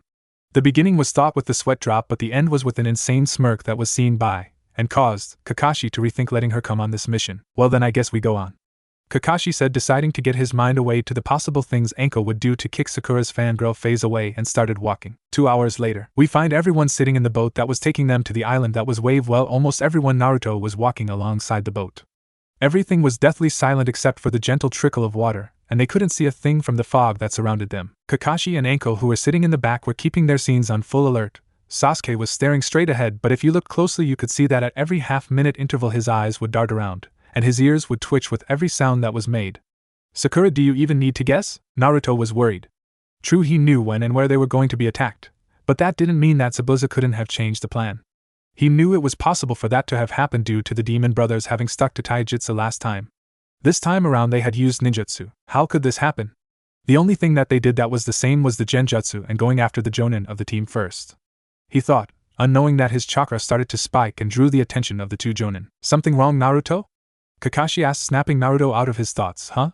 He asked, looking over to his sensei. Kakashi stood up and got out of the boat to walk along with his sensei's son, and making the attention of everyone go to them. Your chakra started to spike, and you had a worried expression on your face, Everything alright? He asked, falling into step beside him. Naruto's eyes widened, and he quickly made up a lie. Well, I'm just a little worried as to how we're going to deal with Zabuza is all, he said, getting a skeptical look from Anko, not that they saw it, and a nod from Kakashi. Don't worry about him, Anko, and I will handle it, Kakashi said. Naruto, though, had different thoughts. That's not what I'm worried about, Sensei. I know that you both can handle him. It's whether or not he changed the plan of attack that has me worried. Anko was still looking at the time-traveling genin skeptically. She knew that with his level of skill that he could beat Zabuza. Okay, what's he playing at? It's like he knows what's going to happen, she thought, thinking back to some of the snippets of conversation she had overheard when she had been following them. It wasn't much, but what she had heard was that they had planned to change something and prevent a war, whatever that meant. And the fact that he had seen the genjutsu when the reports from the academy said that he didn't have any clue on the subject didn't help with her thoughts. Akane was starting to get more and more suspicious of Anko, and how much she knew about their plans. How much does she know?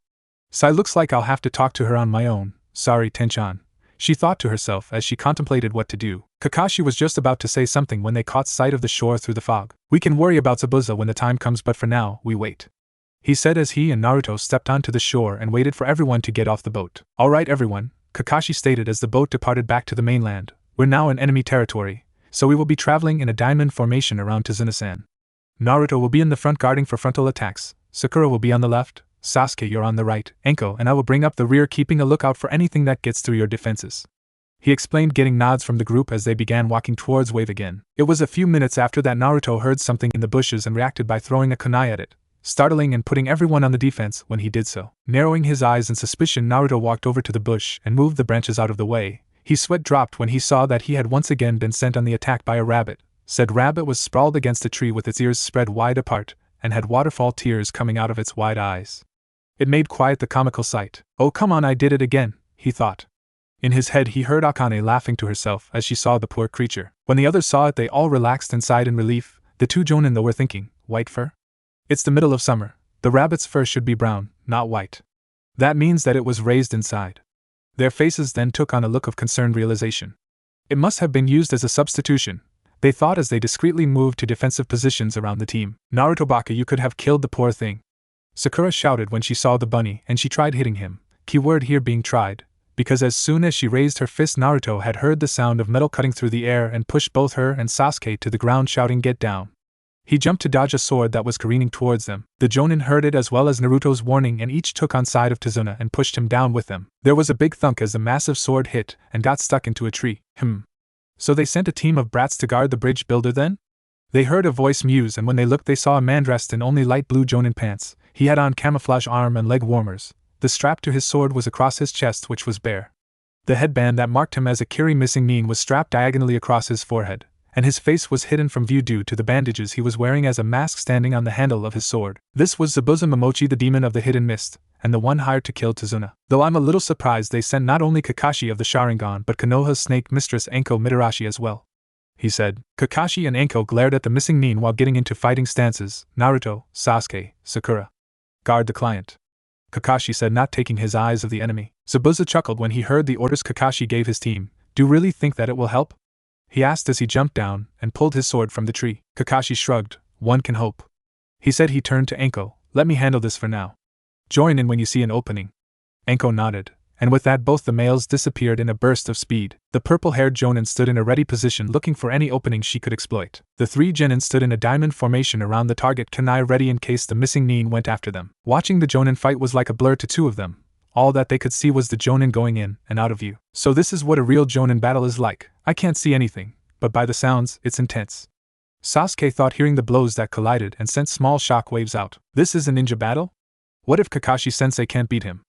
I'm sure Sasuke-kun can though, Sakura thought, first in fear, then in worry, and finally imagining what would happen if the last thing were to happen. Seriously, why did Kishimoto have to invent her?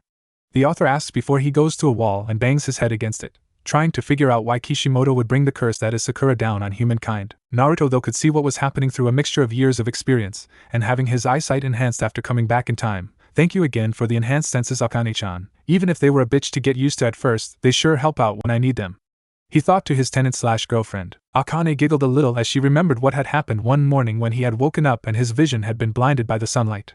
His sense of smell was to the point of being able to smell the garbage outside, and his hearing well. Long story short, it hadn't been a pleasant few days for him, especially when Tenten had come looking for him and found him huddled in the back room of his apartment, without any lights on, a roll of tissue paper stuffed up each nostril, and 3 ear plugs in each ear. Again, not pleasant. Back to the main happenings though. Naruto looked back to see Kakashi come to a stop in front of the group, panting heavily. I expected more out of Konoha's famous Sharingan using ninja, Kakashi. Zabuza said in a slightly disappointed voice, reappearing in the same place he had been standing, hardly panting at all. Zabuza chuckled when he started a string of hand seals. Finishing them, he held one of his hands in a tiger seal above his head and the other in front of his chest. I guess Konoha nin aren't as good as people say hidden mist jutsu, he said, and then exclaimed his jutsu. The mist around them became even thicker than it had been before, and it was almost impossible to see through it. Kakashi shook his head and reached for his headband. Trust me, Zabuza, you haven't seen anything yet. As he said this, he pulled his headband off his eye to show a blood-red eye with black tones around the pupil. Zabuza chuckled again, his voice coming from every direction at once. Oh, so you finally revealed the Sharingan, the legendary Dijutsu of the Uchiha clan, Kakashi? He asked, his laughing now becoming demented. The next thing the genin knew was that they were blasted by a pressure so great that it almost knocked 2 of them off their feet. This killing intent. It's greater than Itachi's. Sasuke thought, I feel like I want to kill myself to escape it. He thought as he shakily raised the kunai in his hand to his throat. Sasuke! Naruto shouted, drawing his and everyone's attention. Neither Kakashi nor Enko, Sensei will let him kill any of us.